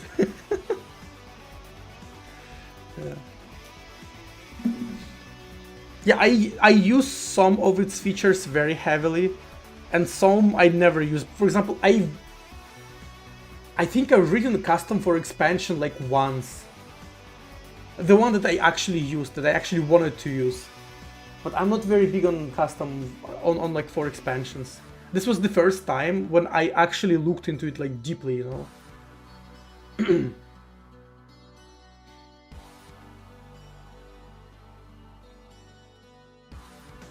But yeah, you need a good language license, right? Because, I mean, obviously Thekla probably wants it to like, maybe not monetize directly, not just outright sell the compiler, but maybe it wants to get like a license so that you can't have like derivative works, right? So you can't just like package and sell forks, if it makes sense. Because I know for a fact, at least Zig had that situation when somebody just forked Zig and tried to like sell it.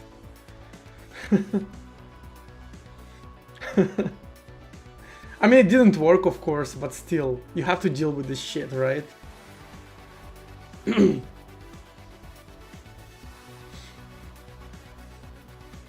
Anyway.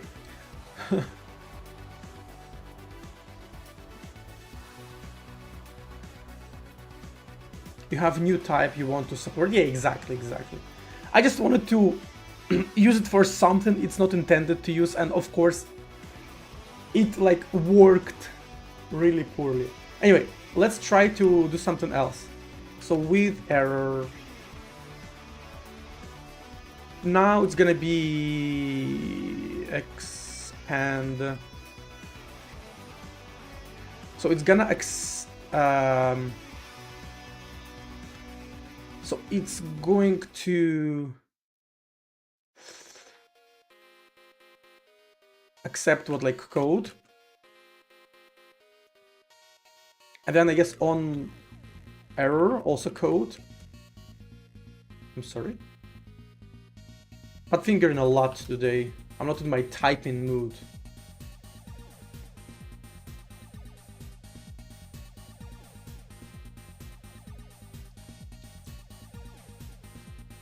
Yeah, of course, I mean the compiler. When I said the language, I of course meant the compiler.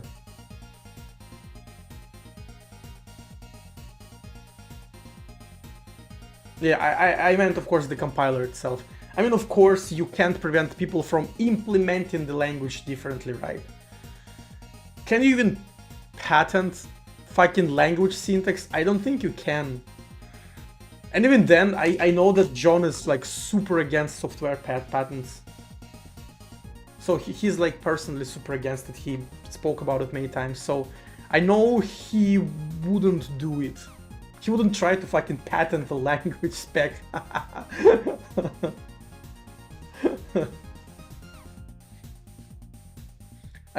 Bjorn Straustrup. Or whatever makes bank just teaching and aiding companies in their projects. Yeah, a lot of people do it. I think NIM project, right? Like NIM programming language, also largely like alive because of like contracting, I think.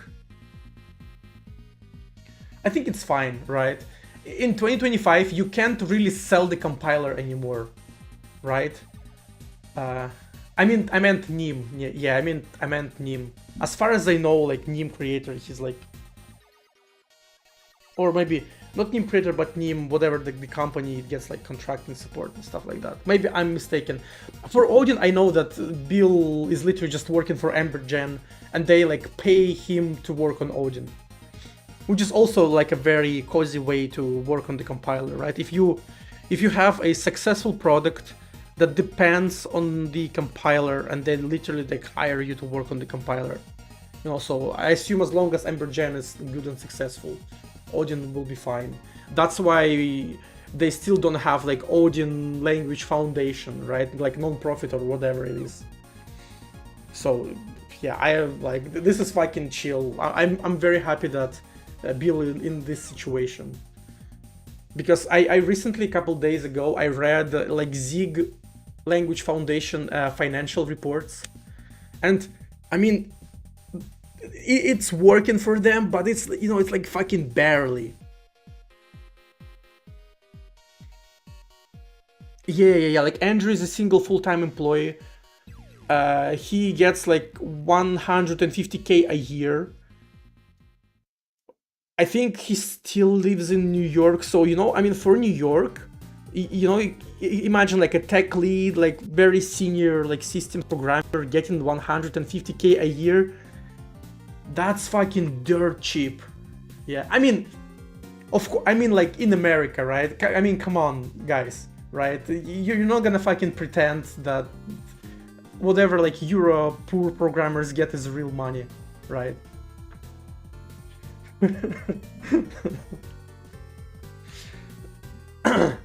And also they try to pay contractors to work on Zig, and they really scramble, you know. So non-profits are really hard.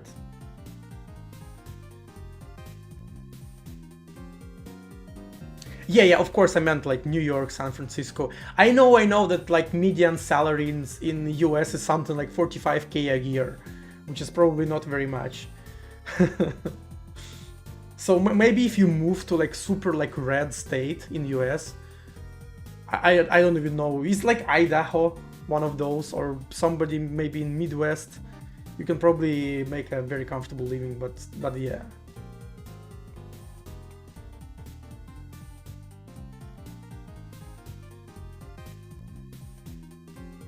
Yes, OpenAI is very how do you call it? Not wasteful, but there's like profitable, and then there's, I guess, not unprofitable. I don't know.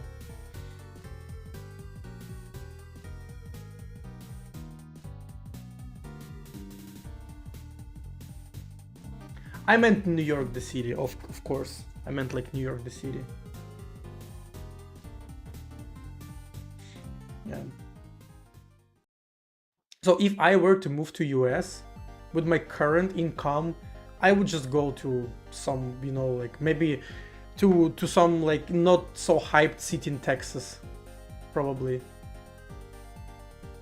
Maybe not, because Texas is quite like cold. Maybe I would go somewhere like north, like near Chicago or something.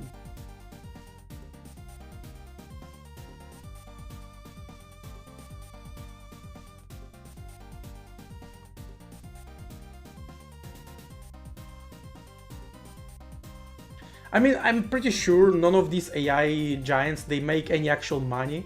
They spend way more money than they make, but it all gets subsidized by their overlords, you know, by like Amazon, by Microsoft, by Oracle.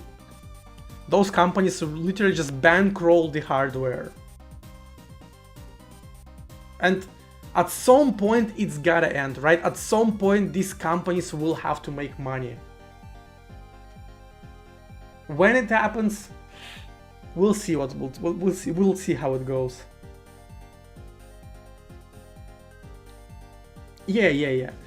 I actually think that's, you know, unlike a lot of eco activists, activists. Sorry, English just left my body. I think bigger energy requirements is a good thing, because it means that governments will start working on producing more energy instead of saving energy, which will in turn lead to innovation in the industry, and long term it will benefit the humanity.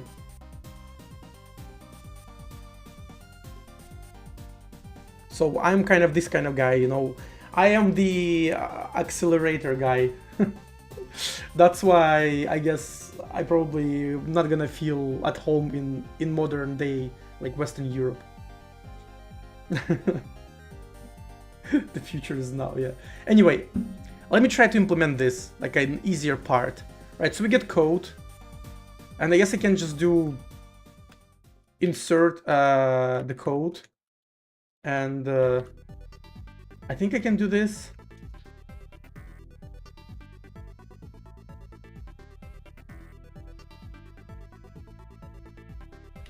Then I can do something like import system, like this. Let maybe namespace it. And system is a module in Jai that has things like, you know, get username, get home directory, you know, crap like this. Hello, my Fomanchu. I live in Serbia, but I am from Russia. And get error string. So yeah, get error value in string. This is what we have.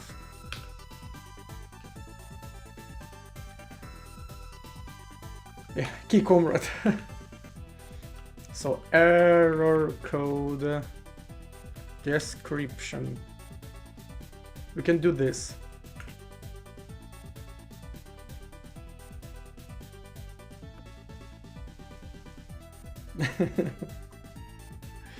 Isn't Serbia a pretty good country? I actually like it here. Hey JKF, I actually like it here in Serbia.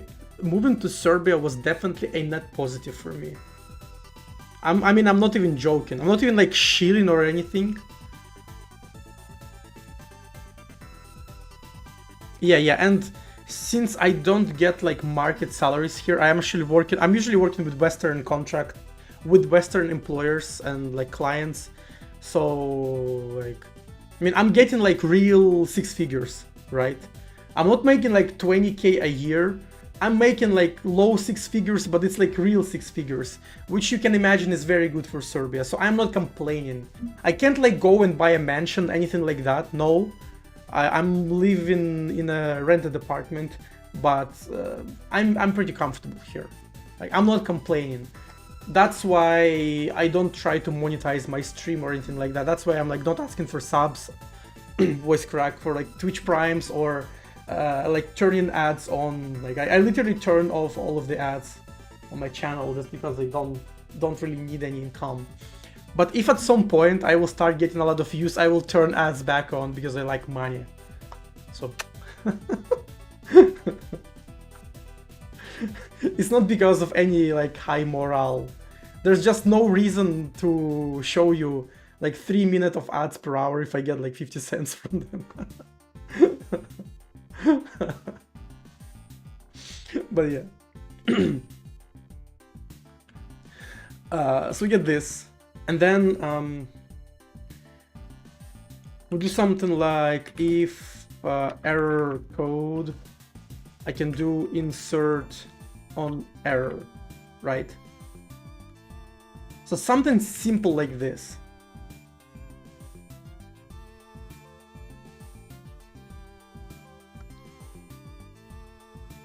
How about that? And how does it work? I mean, it did something.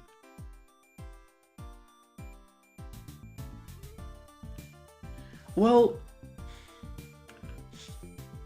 I wanted to insert this into the parent scope, but if here, wait, let's just print.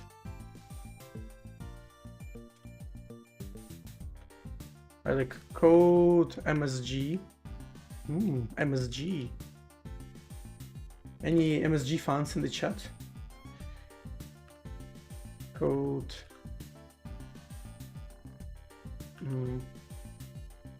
MSG fan right here. Let's go. Error string. Yeah, undeclared identifier error code. Because this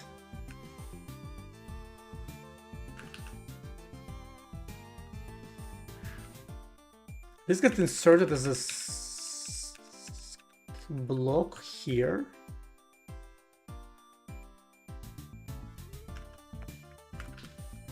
Huh.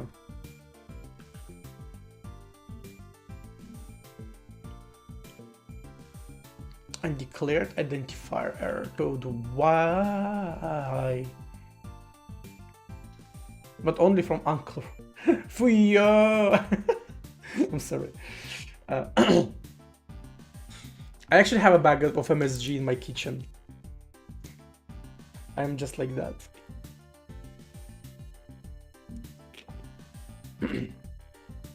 And I do add it to my fried rice. Yeah.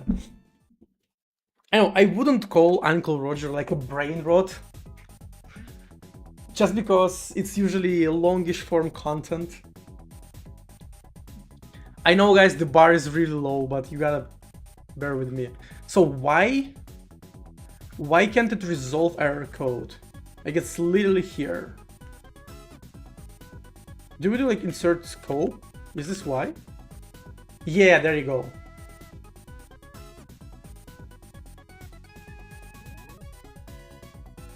There you go. So this we just insert. And I think now I can do print success, right? Can I? I can. Huh. Why? I guess I need to insert it in the colors. So yes, I need to do this.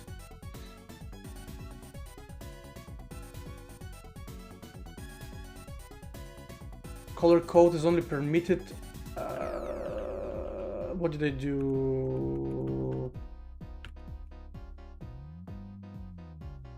Oh, yeah. There you go. But why didn't it work? So success, this thing, was supposed to get inserted into this scope.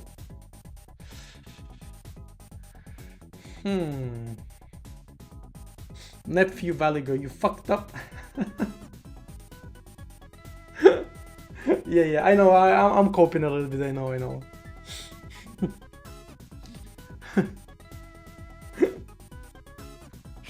Yeah.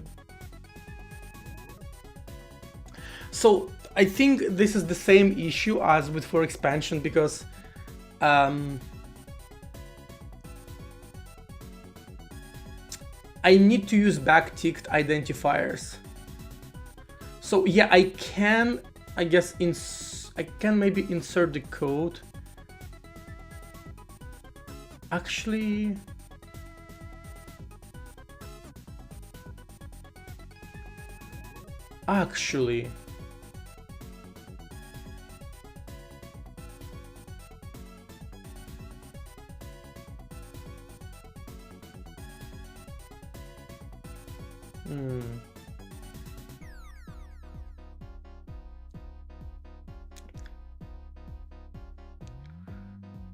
Actually, I'm not sure why it won't work.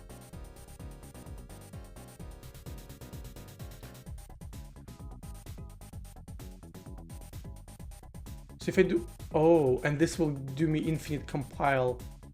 This will spin and compilation loop or something. Let me kill the process.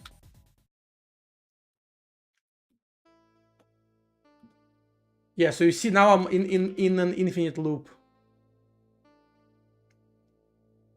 Insane, right?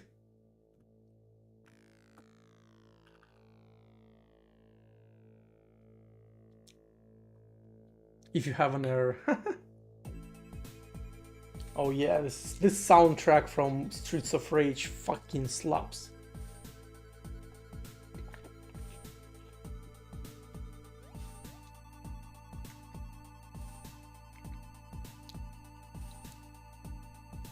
It uses like a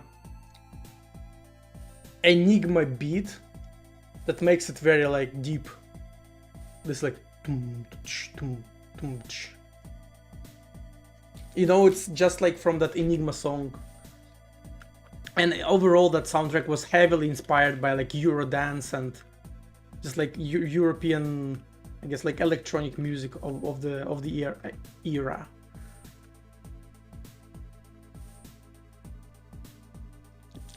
I like Streets of Rage soundtrack. What can I say? But why does it spin? An infinite loop.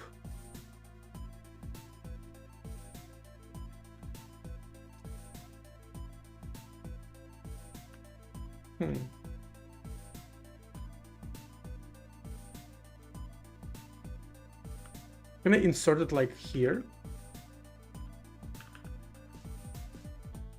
Undeclared identifier success. Yeah, that's really weird.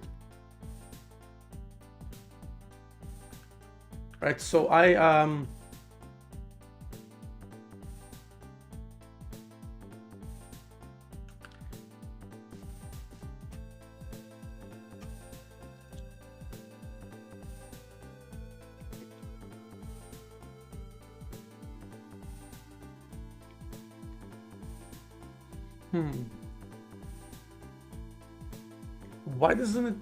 can't it find the code? And I guess it won't really matter if I pass it as a constant. Yeah, I'm pretty sure it's not gonna make any difference.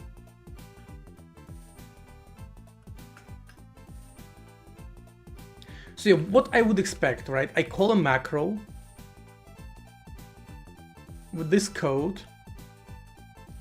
This code was supposed to get inserted here, like right here, into the scope of the macro. And then this would also get inserted into the scope of the macro. And I would expect it to have access to this identifiers, unless code is not what I think it is. Let me, you know, let me guess. The code is a directive code again. What do you think? Bro, can you not do this? Place your bets.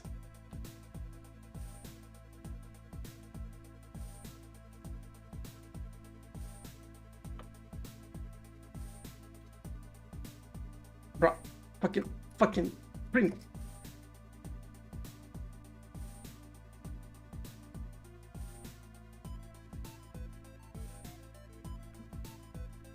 Oh. Expanded macro, mismatching level of indirection. What?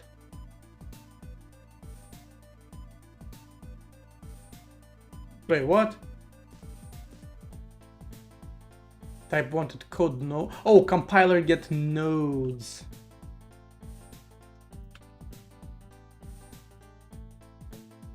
No, it is compound declaration. No, it is not a directive. It's literally correct. It is what it should be.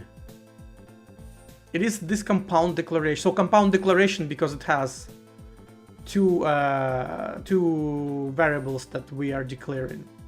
That's what it's called, compound declaration, by the way. On error is this block of code. This block of code gets inserted when inside of a macro we detect that there is a system error. The game is fun and fair. Yes, Klaus, exactly. Hello. It's all the time. It is a fucking skill issue. Alright, so here where I am inserting this block.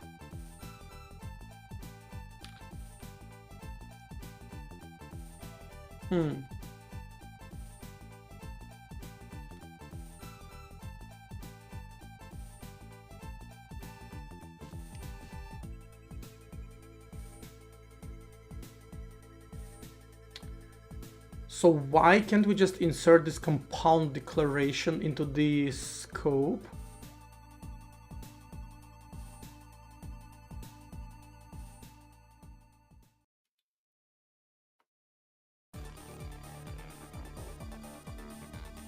I mean,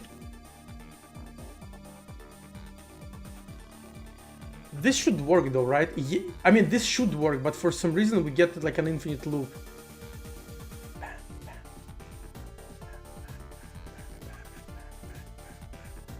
Why do we get an infinite loop, I wonder?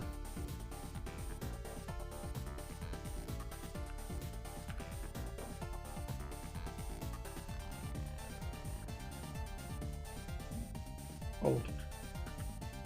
Yeah, why do we get an infinite loop here, I wonder?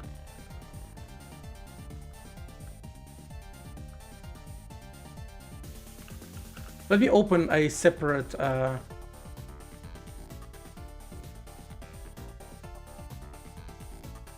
undeclared identifier or return. What?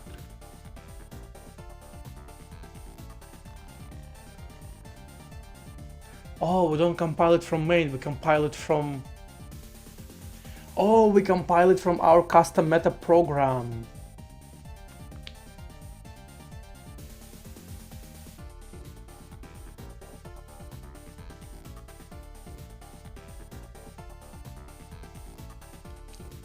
Is it a bug in our build script?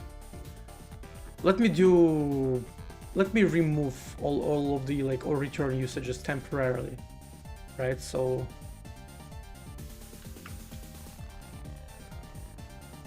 yeah. Now we compile. Huh. So there is a infinite loop in my fucking build script. That's good to know. I was like losing my mind, like what the fuck. And now if I do main, yeah, nothing happens because, so this doesn't print. Let me go back here and I'll just compile main chai and I'll just compile it directly for now. I'll fix the bug in the meta program later. Right, so we insert, we check, and we just don't get error code. And let's mangle the path to the file and maybe make it like non-existent. What? Bro.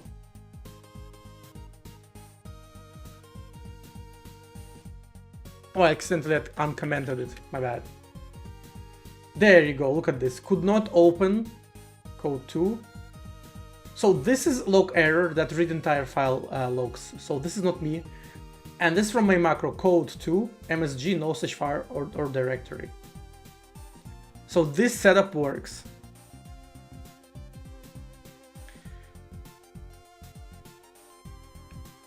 Like, so macro inserts 2 of these. So the only issue now is that if I try to print success here, I'm gonna get an error because it's undeclared identifier success, right? See? Because this code gets inserted inside of the macro. And I'm pretty sure we can't get it outside of the macro by doing this. So when you insert the code,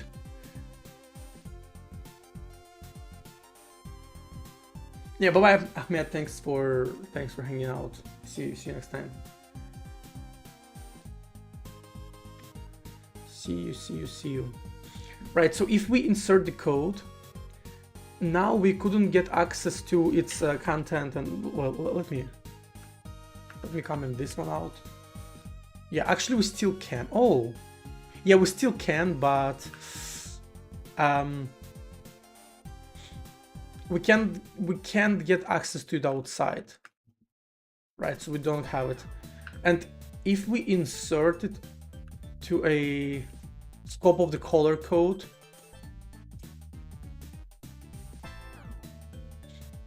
still doesn't work. Would you have to use the code directive to use this macro, or can you just pass? So I only need to use code directive when it's kind of ambiguous what you pass. So for example, if I just pass it as a normal proc call, I can omit the code declaration, the code directive. So I can do this in this case.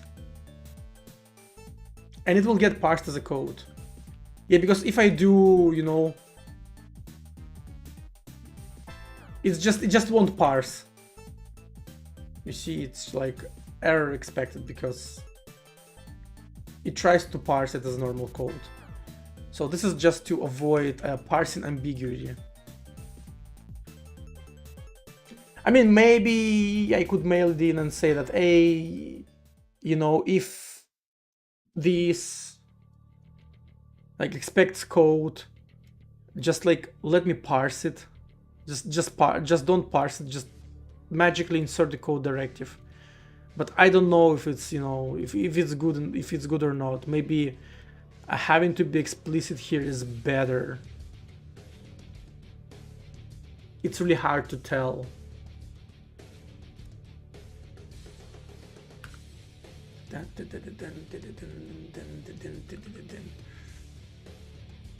Anyway.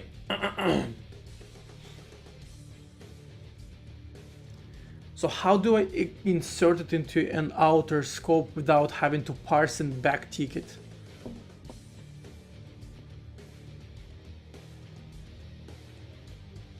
For some reason this doesn't work.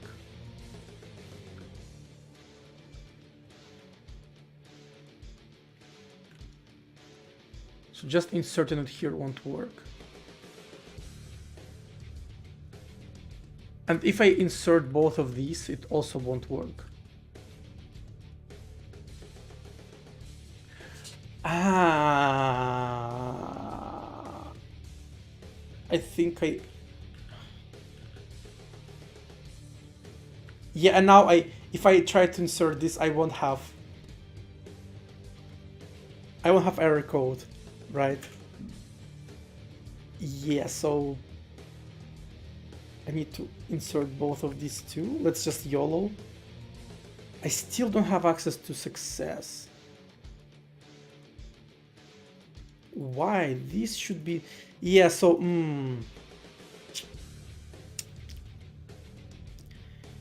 So I guess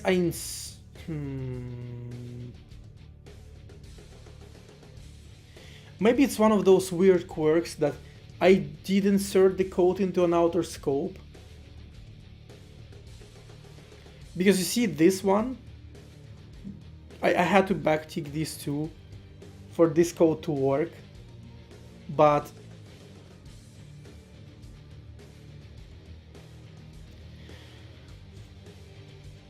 this didn't give me what I wanted. It probably inserted the code into the scope, but these two declarations, they got, they still got inserted into the macro. And since they are not backticked, macro kind of doesn't let them away. So the code, it got resolved in the scope of the... So how do I explain it better? How do I put it? Yeah, let's do something like this. For example, A equals like a low, right? And let me do something like code print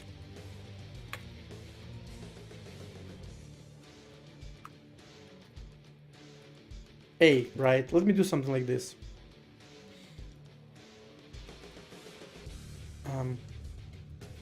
If I compile this code, what the fuck?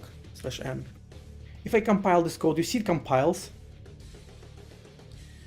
And it prints hello, right? You see it prints hello. So it was able to access A from outside of the macro here.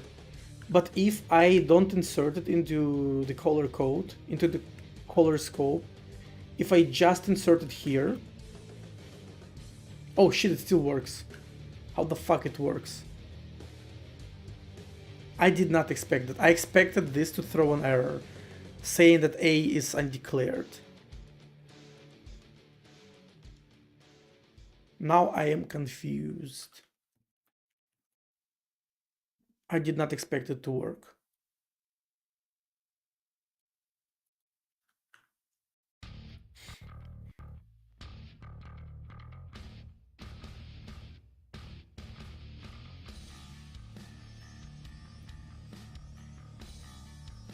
What the fuck?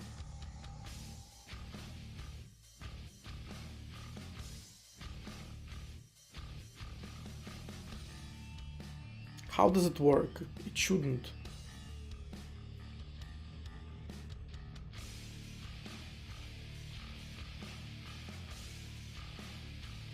Does insert code automatically inserts it into an outer scope? Wait.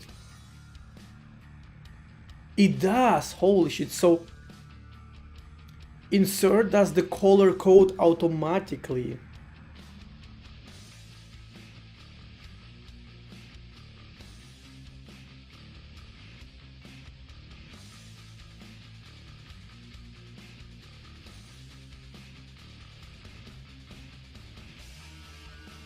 I mean, without expand, I don't think you can insert anything into anywhere.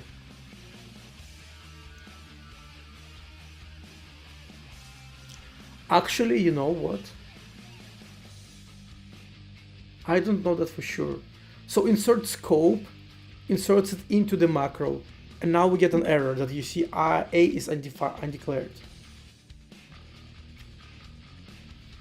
But regular insert will insert it like outside, and now we have access to A.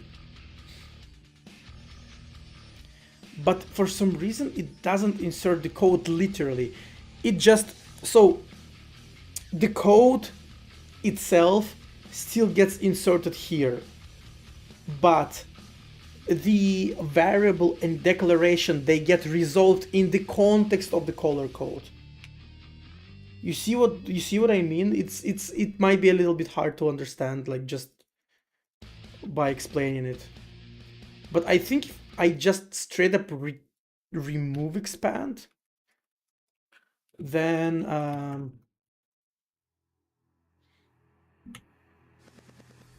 yeah, you see, it's just attempt to use variable from the outer stack frame.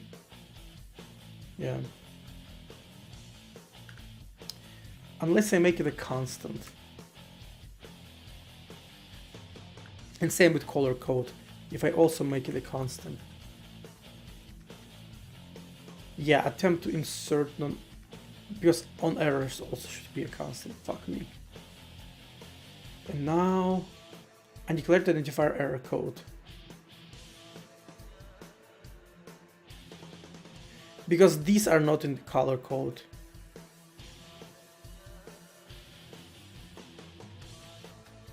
Oh, let me do this. Scope. And then what if I do this?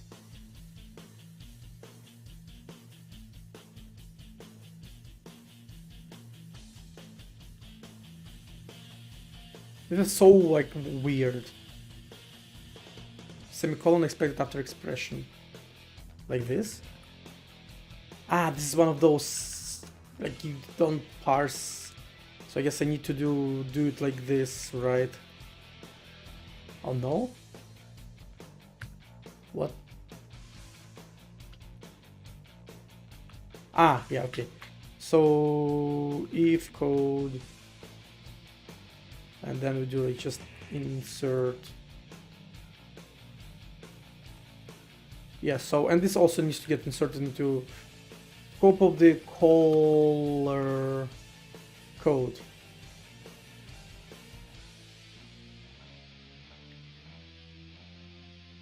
Right, so what does it say? With the following constants, and polymorph was triggered.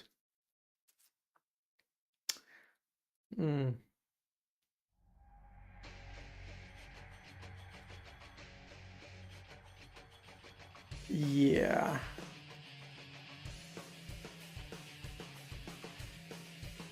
I'm stupid. Pfft. Scope goes here. Yeah. It matters. Expect an expression after insert. Look. Yeah, there you go. Attempt to insert a non-constant. What? Ah, yeah, because this needs to be a constant now, and now, what else? Undeclared identifier error code. Because this needs to be scope, polar code. So this is bad. Undeclared identifier error code. Yeah, so...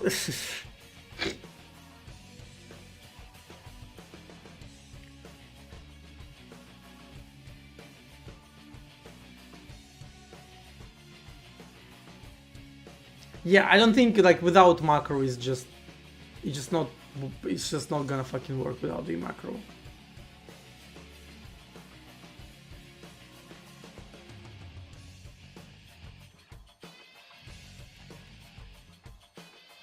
Maybe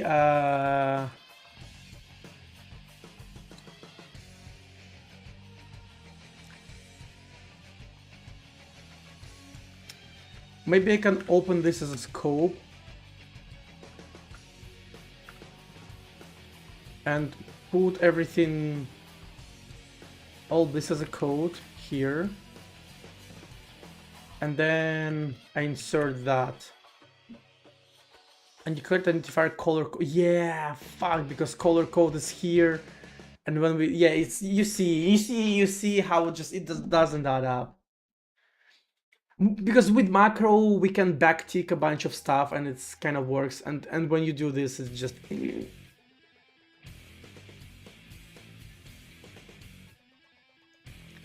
And on top of that we would still not get these declarations here. I don't think we would.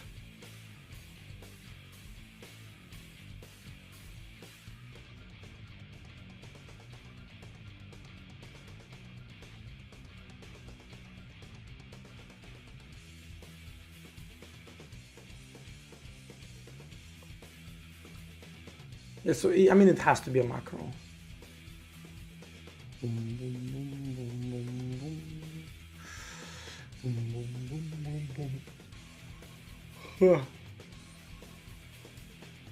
Or maybe in this case I don't need to have do scope. Undeclared identifier on error. Ugh. Yeah.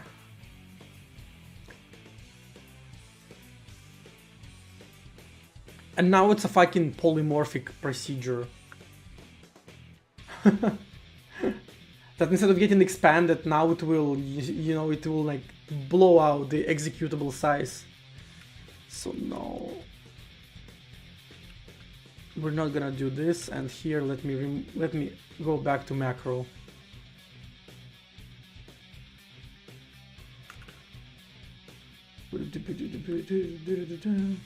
So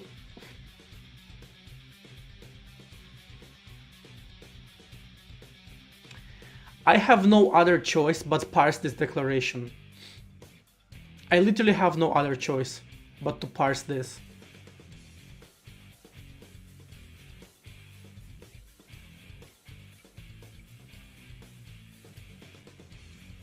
And just to say, okay, if it's a compound declaration, backtick, probably backtick everything. If it's a procedure call, backtick it as well. Right, so we just get this code and we backtick everything. As if we, for example, did it manually.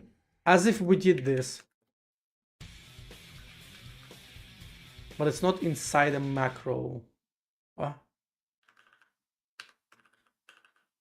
Alright, yeah, we will just insert it normally now.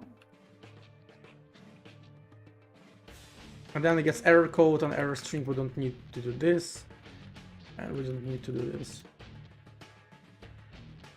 What? This identifier is backticked, but is not inside a macro. Where is it then? Scope, I guess. Yeah. Undeclared identifier error code.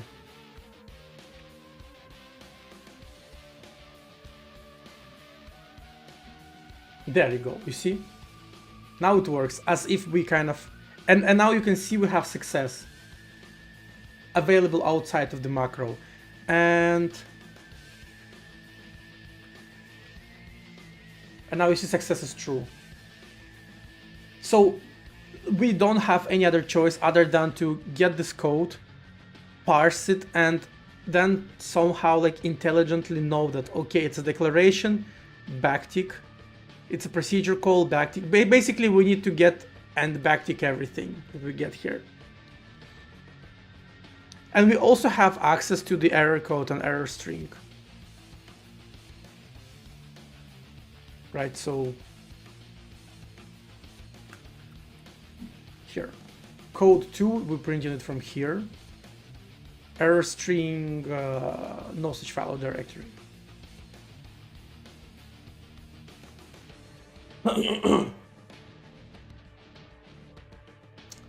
This actually has a nice property, I just realized. So this macro, if I implement it, it has a nice property that... Actually, never mind. I thought that we... Yeah, never mind. I was about to say something incredibly stupid, but I didn't. Which gives me a little bit of credit.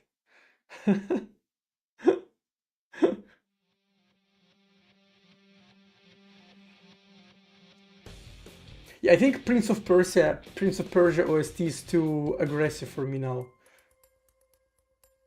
Let's go. Let's keep it for now. I'm getting too hyped.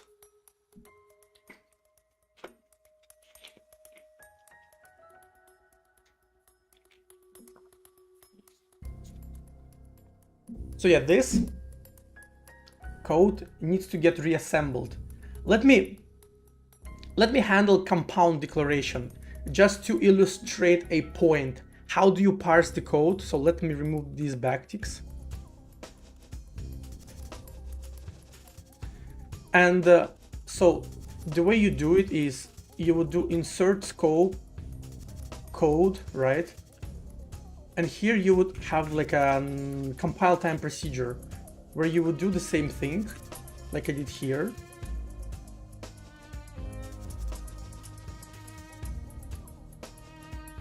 And for example, I would, if root.kind equals compound declaration, I would do,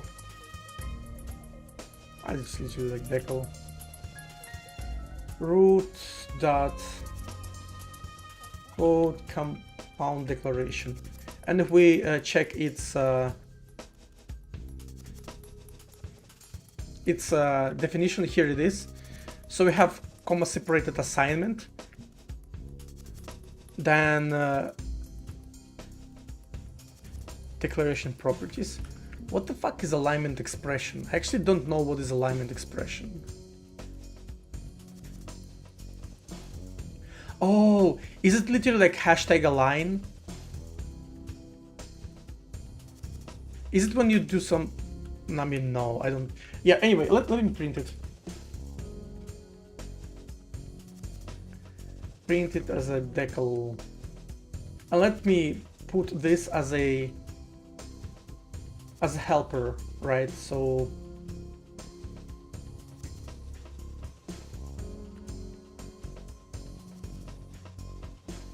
right, and it's literally just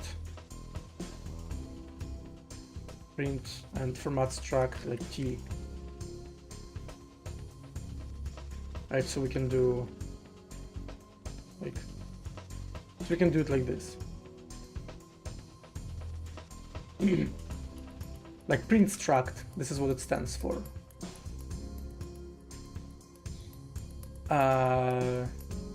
Root. And now if I print it, I can see compound declaration here, and we have comma separated assignment, declaration, and alignment expression is null. Let me check what is alignment expression.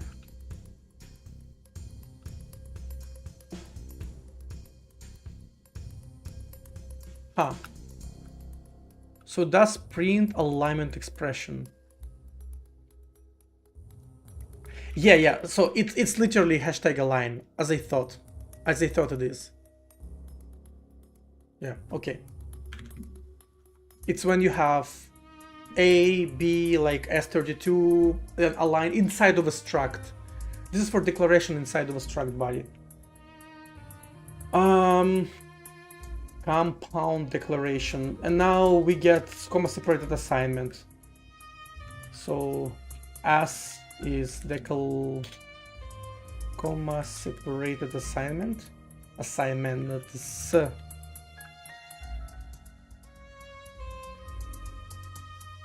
And then we get declaration properties. Let's print both of these decal alignment expressions.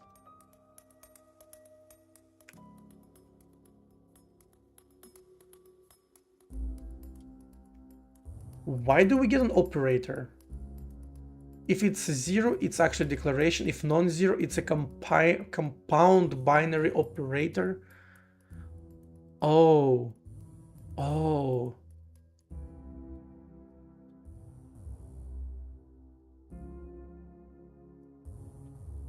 You can use plus equals in a compound context? I've never seen it. Or is plus equals just always compound? I will need to check it. Honestly?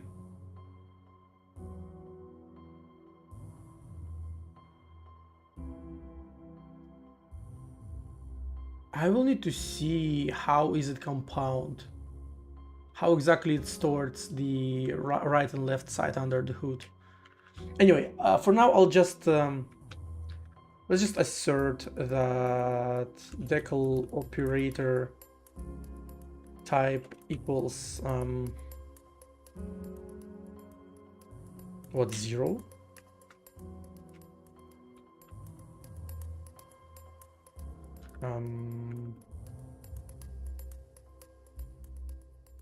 Is not a member of code compound declaration. How is it not? Ah, it's not arguments, it's assignment. Bro.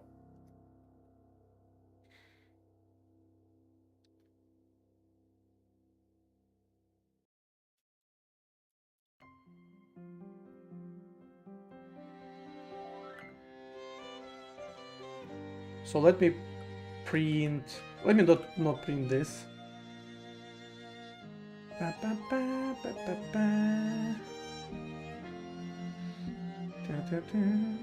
So let's print as and print props. So yeah, here comma separated arguments. So 1 and 2, so we have 2 arguments. And then giant countered exception, because what? Not alignment. Bro, I'm sleeping.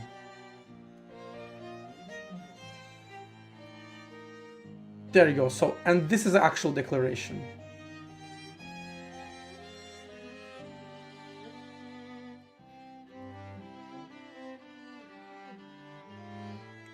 And those arguments, I assume they are identifiers. Right, so let's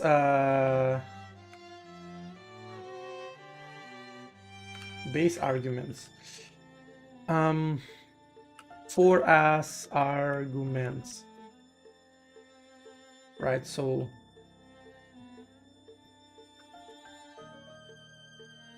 node and node. Modifier none?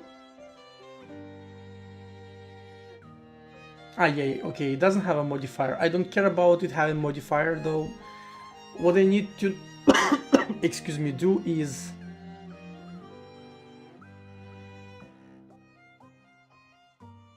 I would need to print it that node. Yes, both of them are identifiers, you see.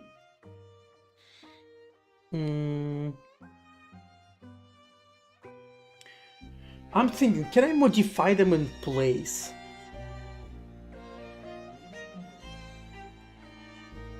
I actually don't know if I can modify them in place.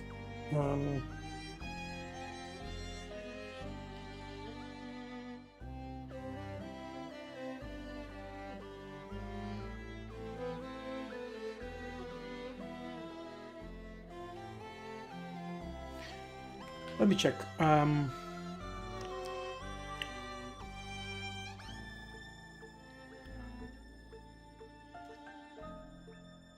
Maybe I can.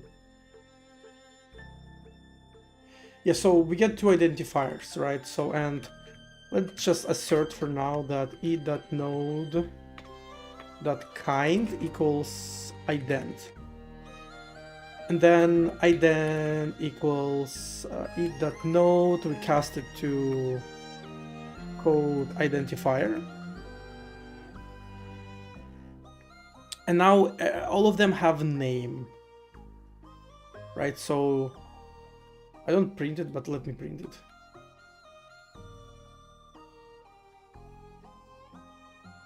So here they are, right? Identifier content, identifier success. They don't have resolve declaration because they are indirected through comma separated arguments, and declaration will be the properties on that. So they don't store this directly. Actually, they don't store it directly because they actually don't have declaration expression. They will get declared when this thing like resolves. So what we do now is we need to inject a flag here. One of the flags here is whether the identifier is backticked. So code ident, and you can see like flags, and one of them is results generated do not can. I think it has scope modifier. I think it's this one. Let me. Yeah, look at this. In program print, it checks the has scope modifier and then it injects backtick. So yeah, has scope modifier is whether the identifier should be backticked or not. So I don't know if we can directly modify that. Maybe if we Emacs, please work with me here.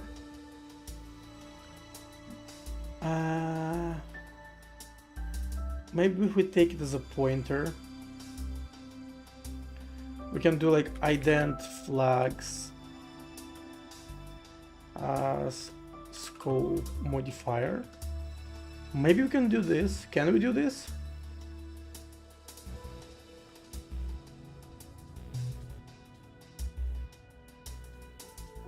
What will happen if I print expression now?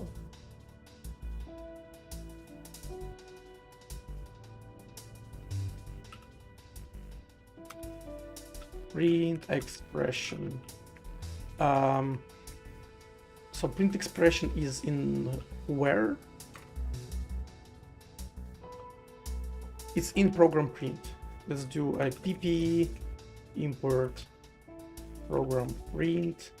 And if I recall correctly, it accepts string builder. Yes, so pointer to some kind of string builder, and then root as an expression. And then B is a string builder. Right, and then we do print builder to string B. Let's see what it prints.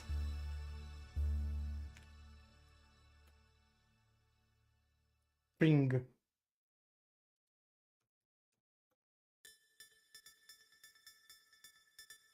Oh yeah, you see, it printed it. It printed those without backticks, unfortunately. So it means I can't modify them in place.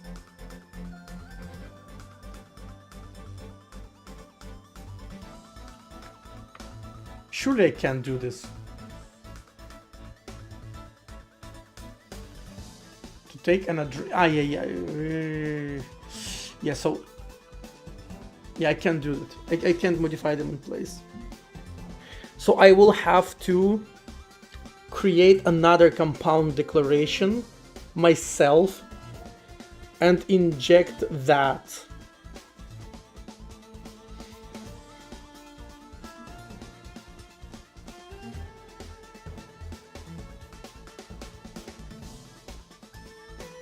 So what I mean by that is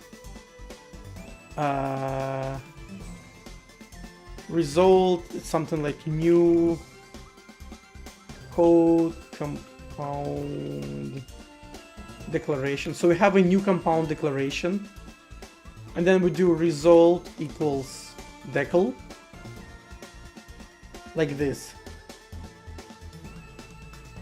I think this is how you do it. It won't blow up, right? Will it?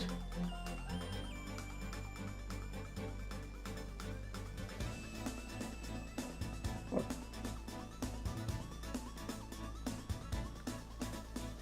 Oh shit. So yeah. This is how you do it, right? And then when we, as we iterate over this, we get identifier. And then what we do is we do result dot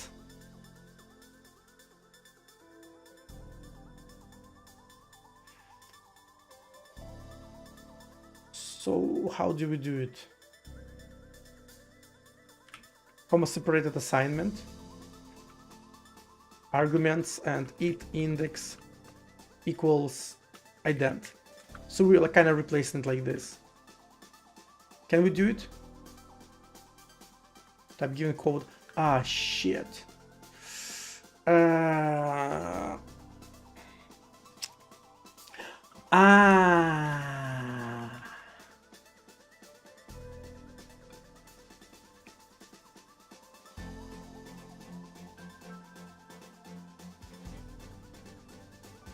Wait, maybe I don't need to do it. So what if I do it.node equals ident? What if I do this?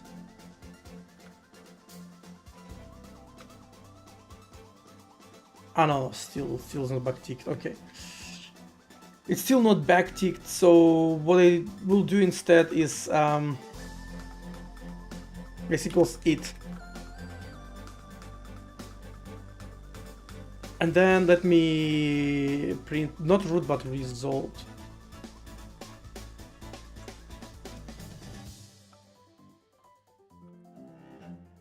So wait, it was correct. So result is gonna be a pointer to code node.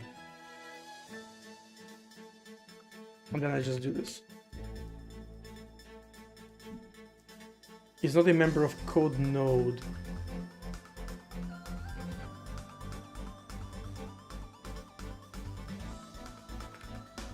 Oh, does it not?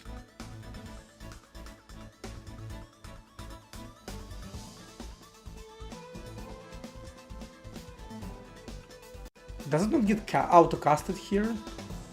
Okay, so if I do...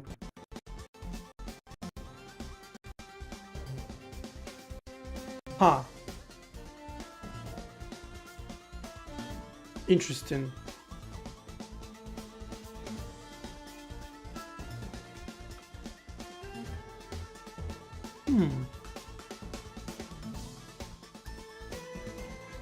Well, yeah, sure, let's declare it here. And then just move this code.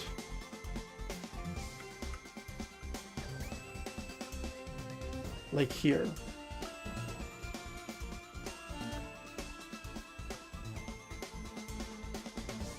So it's still not backticked.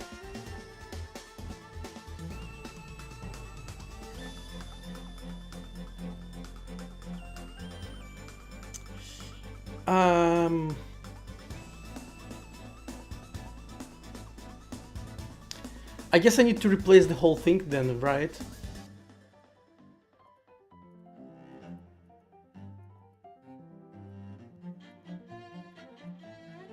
Do I?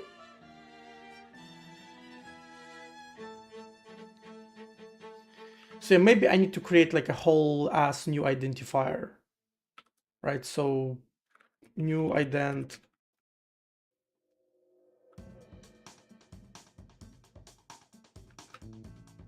So it's called ident. So kind of like this, and then new ident flags equals. So it's like new ident equals like ident. Like this.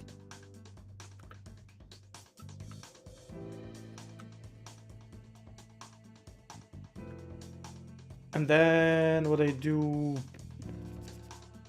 Yeah, bye-bye tool. See you next time. I'm gonna fuck off soon too. I'm just gonna draft this out, see if it works, and then...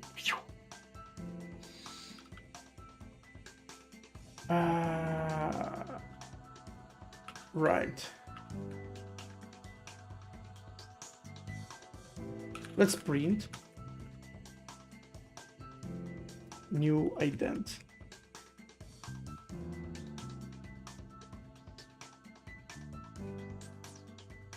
Oh. Oh, maybe I fucked it up, you know? Flux is 0. I'm an idiot. I just realized that I'm an idiot. I probably didn't need all of this. Because the way you do it... Wait, not this.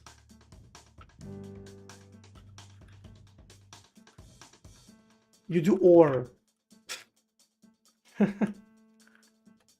Bruh. Yeah, I'm kind of getting tired. Now, look at this. We get backticked identifiers. Look at that. Here they are. Now they will be backticked. Maybe I don't even need to. Maybe I can just do it on the root. Print expression root. Let's do it. Yeah, now root is also, you see, backticked. Fuck me. I fucked it up. Let's keep the new code for now. Let's keep this. Still backtick. Yeah. And now I think I can return it.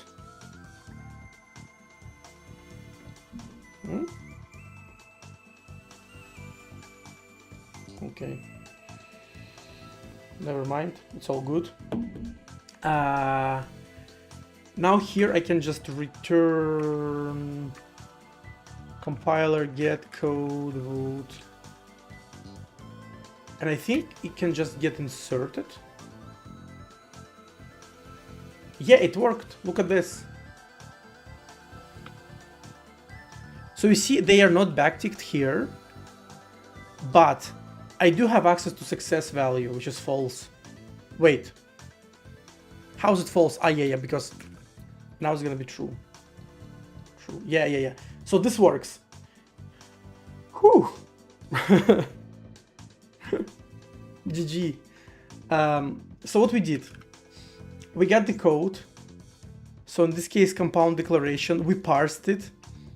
We got both of the left-hand side identifiers, and we inserted, like so here in this loop, here, we inserted programmatically backtick in front of like each of them.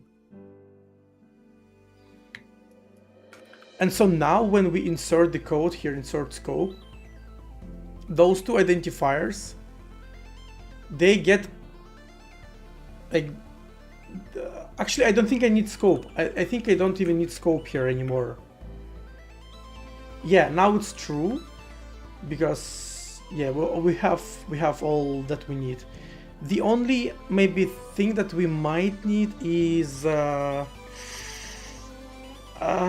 we might insert both of these into the... Actually, you know what? No. This will stay inside of a macro. Yeah, this will stay inside of a macro. And this will get inserted into an outer scope. That's why we don't... And in this way, we don't need to backtick this one. So that if it's some kind of internal function, we still get access to it. Yeah. Nice. Let me remove all of the... like result, all of the new ones. So I'm just literally modifying it in place and reinserting it back, which is valid to do, by the way. I can remove this, which is kind of just like a helper. Yeah. And this. So that's the code. That's the parsing code. And now technically what we need to do is we need to handle as many of these code nodes as we can, right? So we need to parse like regular declaration, procedure call, blah, blah, blah, blah, blah. Well, for a lot of them, for example, if it's a procedure call, we can just insert code as is. So what do I mean by that is, man, less OST is something else. Else if root.kind equals procedure call, right? We can just return code, like literally as is. Yeah, and so let's imagine if I have another one with error, and here I'm just calling, right, and then MSG2, code to MSG2, nothing happens. And what if I insert like a typo here? Look at this, code to MSG2, no such file or directory. You see? So if it is a procedure call, I don't have any new declarations, I don't need to backtick anything. I can just assume it's gonna work. And so here, for example, I can like log error.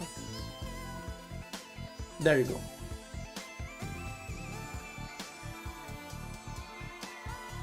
Actually, this might be a mistake too.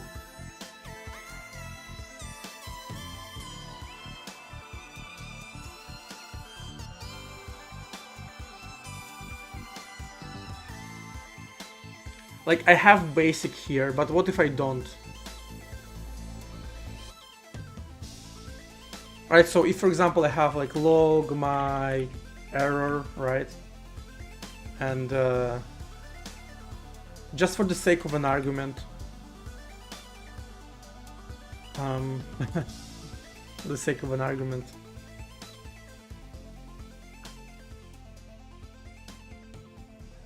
all right, so let me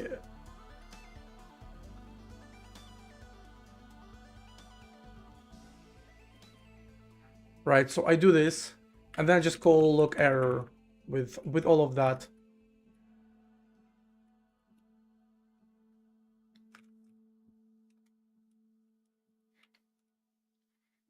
Format string, then what to do, like args, location, right, like flags, user flags, and like section.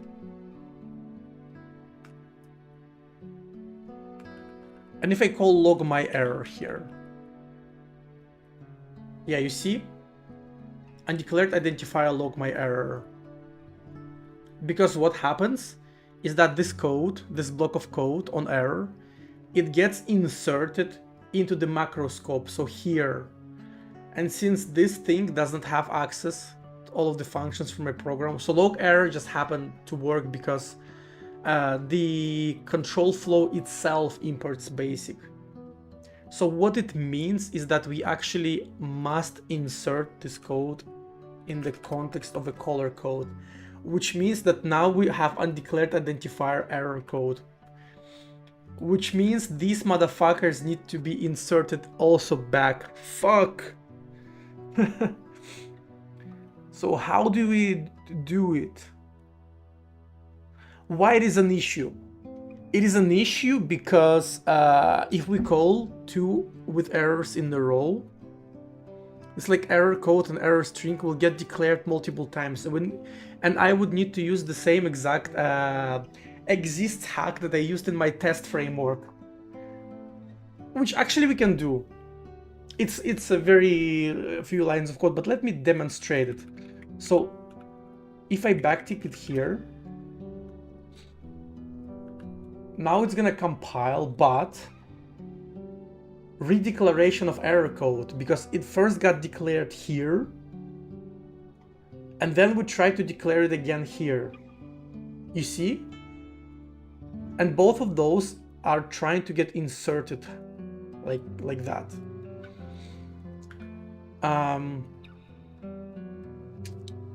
Yeah, so what we can do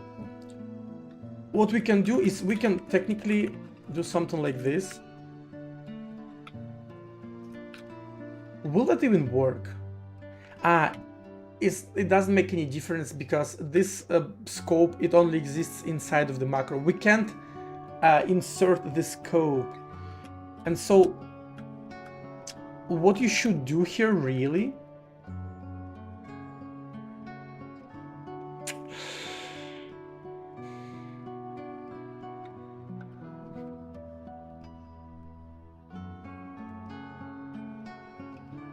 you need to do here's what you need to do.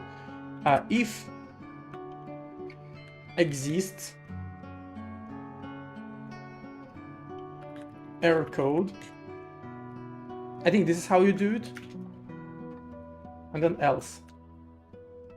So else we do that, otherwise we do it like this without backticks.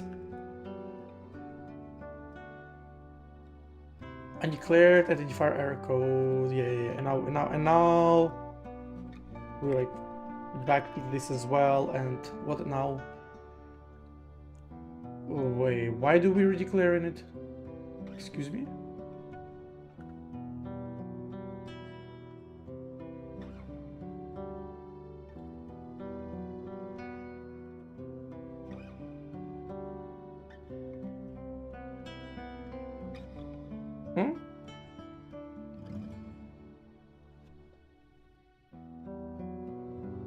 Oh, sorry, I'm like blind. There you go. So undeclared identifier error code.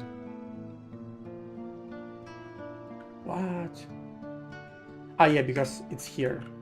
Yeah, those are backticked. But what? It literally exists though. If exists. I'm confused. Now I'm confused. Why doesn't it work? It's supposed to work.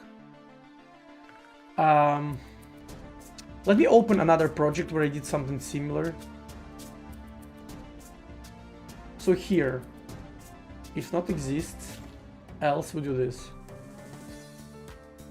Same exact shit.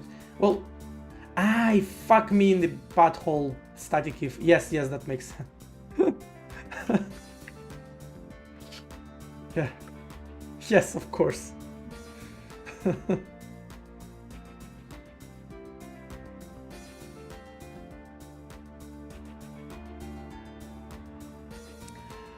No.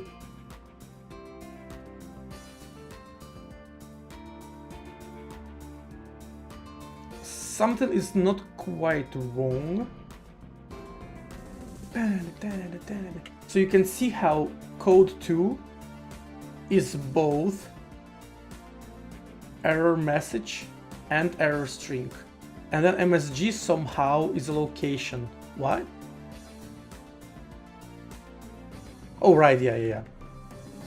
This is just, signature oopsies here.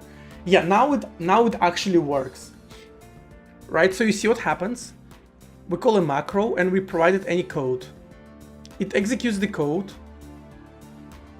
under question while transforming it a little bit.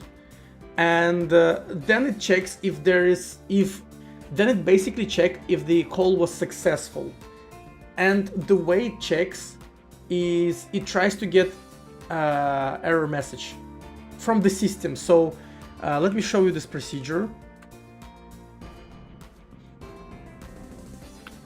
And so on Linux, it will get error no and get error string, which is str error, I think, right?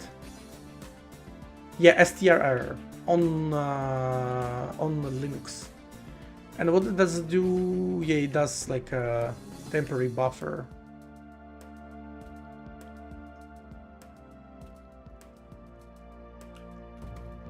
Yeah, so error code, buffer, and then to string. Yeah.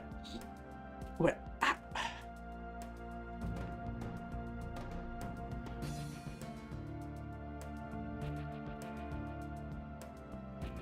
Huh. Ah, yeah, so it allocates the string on temporary allocator, right? So it uses temporary allocator to basically do this, to get you the string. And same on Windows.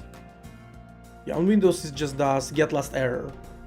And then get error string on Windows is holy shit, what the fuck is this? On Linux you just call str error from libc, which is it's like a, I guess it maps to a system call, to syscall or something. But here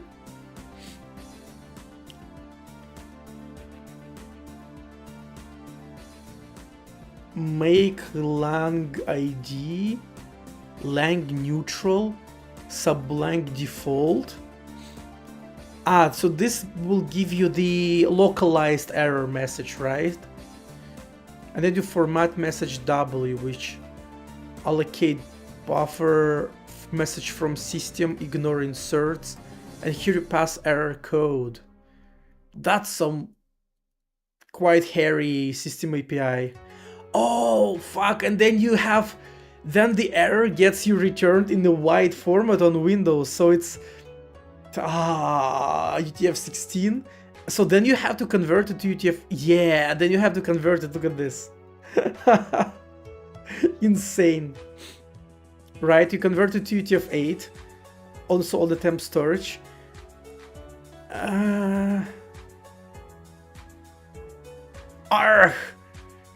It's so frustrated. Yeah. Nice, and then we trim it to the right. Insane tech. So yeah, we get to use all of this machinery from our macro. And just provide error code handler. With error code and error string get inserted automatically. How about that? And most of the time I don't even need to do this, because I actually, in 99% of the time, I just do procedure call, or I actually do a simple declaration. Well, in case of simple declaration, I do need to parse it.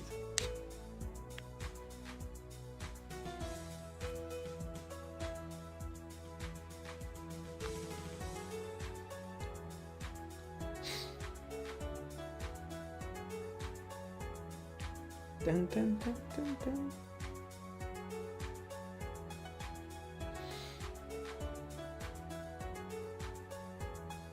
Also interesting that this technically skips the like success check, right? We can add it. So here inside of the macro, we can do the same thing we do in our return, where we pop the success value. We check it first, and only then we insert all of this code, which will make it slightly more intelligent. But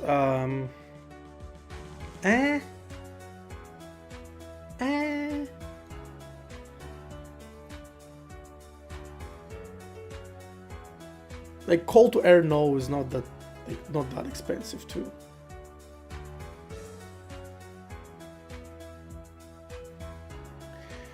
What we can do is we can get error code. Where is it? Get error value. Yeah.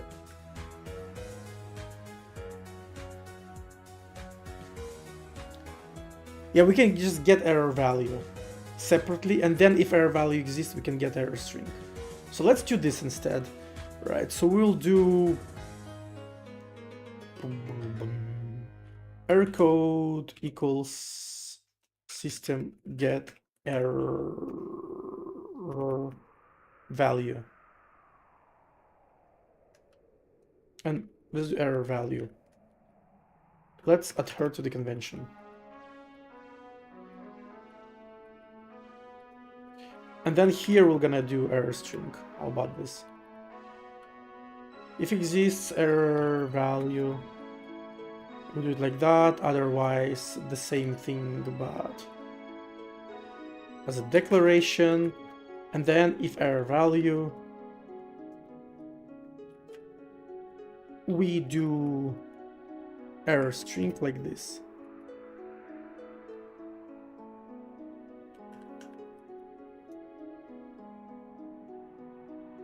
Goethe, like the writer. Undeclared and for error code. Yeah, this is error value now.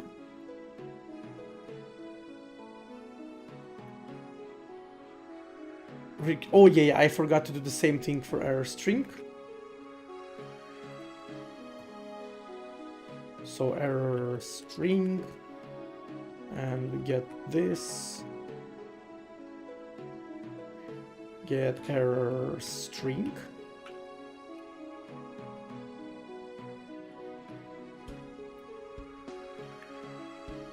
Import system get error string. What else? Not enough value. Ah, yeah, I need to. Of course.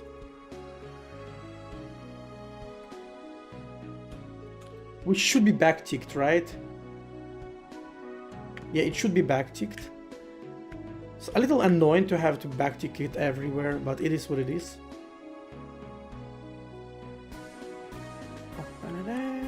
And now we're back.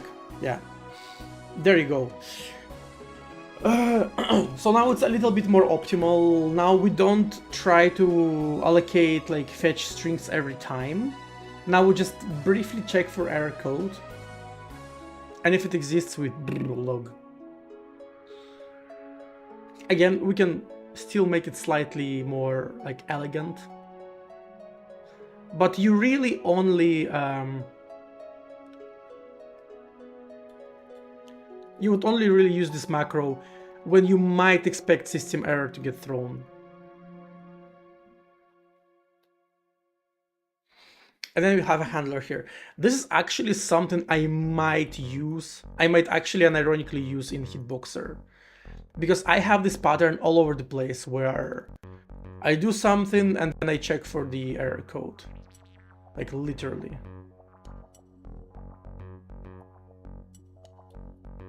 Nice. So let me remove this. I also had a bug in my metaprogram in a sense that for some reason I got into an like infinite loop. So something like this with error code and then log if something is wrong.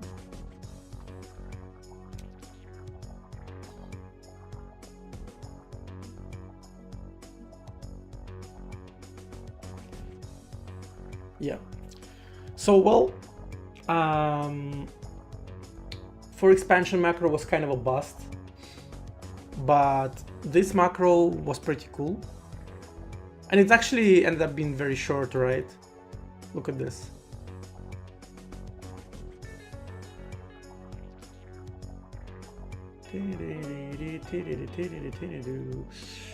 So backtick the identifier.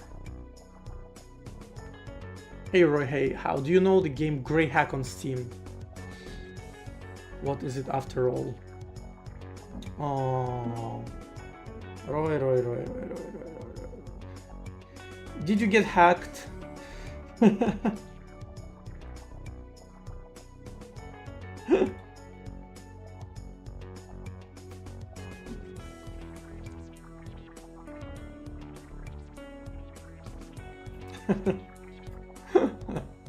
I thought it's, you know, like a spam bots that go to Twitch chat and, hey, I've heard about this cool game, like My Little Hentai Princess. Have you heard of it? Would you like take a look? You know, and it like goes and spams it to all of the Twitch chats, just as a kind of spam ad. So I thought, like, why would you?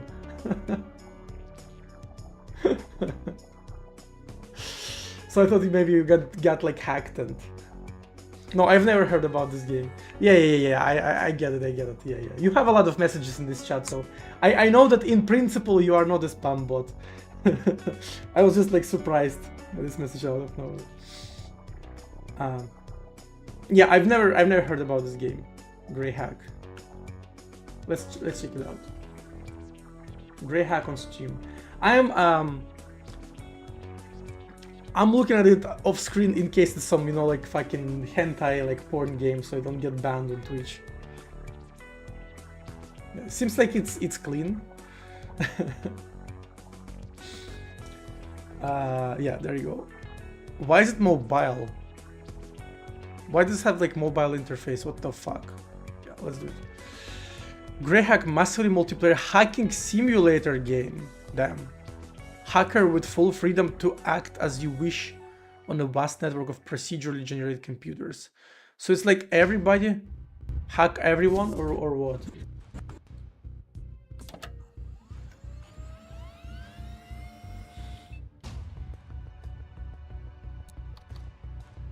Who is?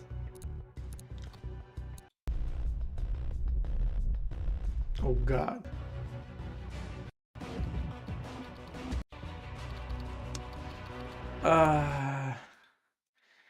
This sounds very interesting, but like I'm sitting in front of a fucking Linux server the whole day already.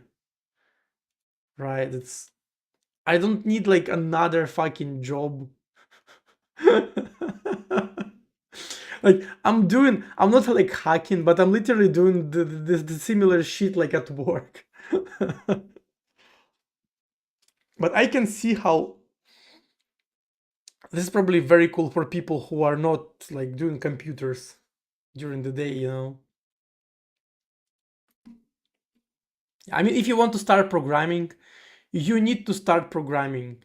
I mean, if I look at the screenshot, it uses real command. So SCP is a real secure copy.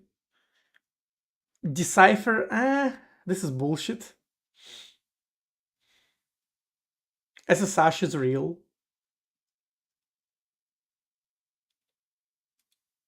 Right? So I guess it's kind of half, half real, like half bullshit. What do we have here?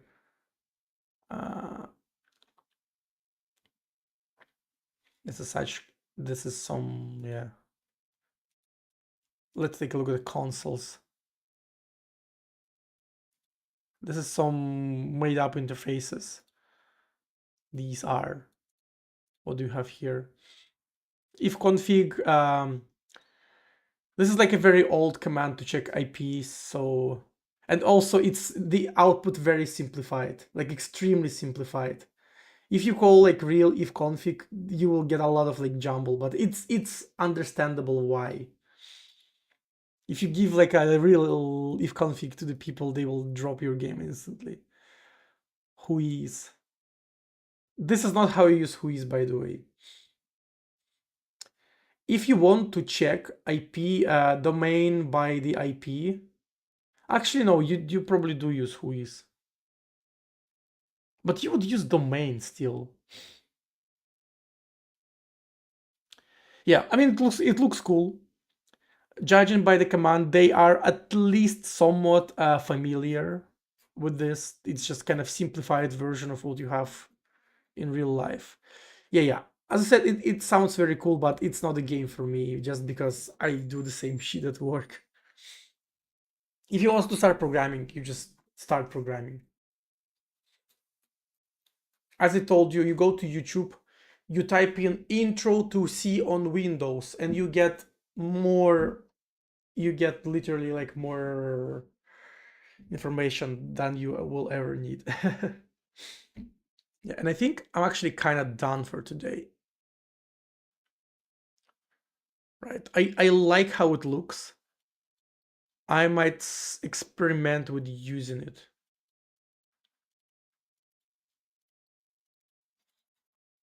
Yeah, so maybe let's... Why did I open Twitter instead of Twitch? I'm like brain rotted today. Anyone streaming something interesting? We maybe haven't like raided in a while.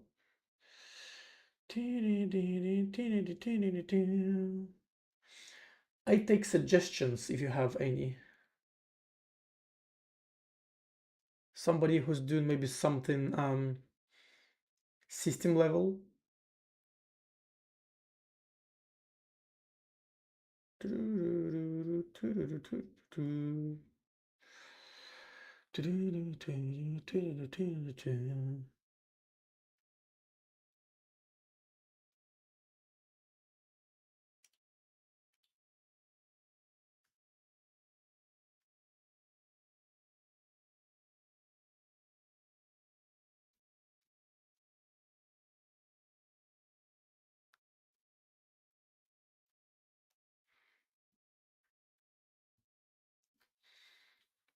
Uh,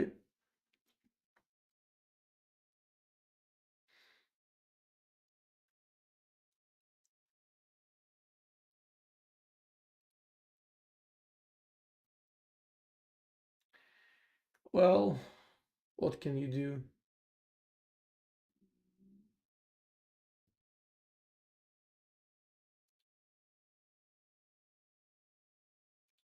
Oh, I guess I'll just go to bed. Find someone else to watch. People, yeah, thanks for hanging out. Um, Today's what, Thursday? Yeah, I guess today is already Thursday. Yeah. Well, you'll probably see me tomorrow. I think I'm gonna get back to working on Hitboxer on my Epic keyboard program, which you can find on GitHub, which is free and open source. And yeah. Again, thanks everyone for watching. See you next time. Bye bye.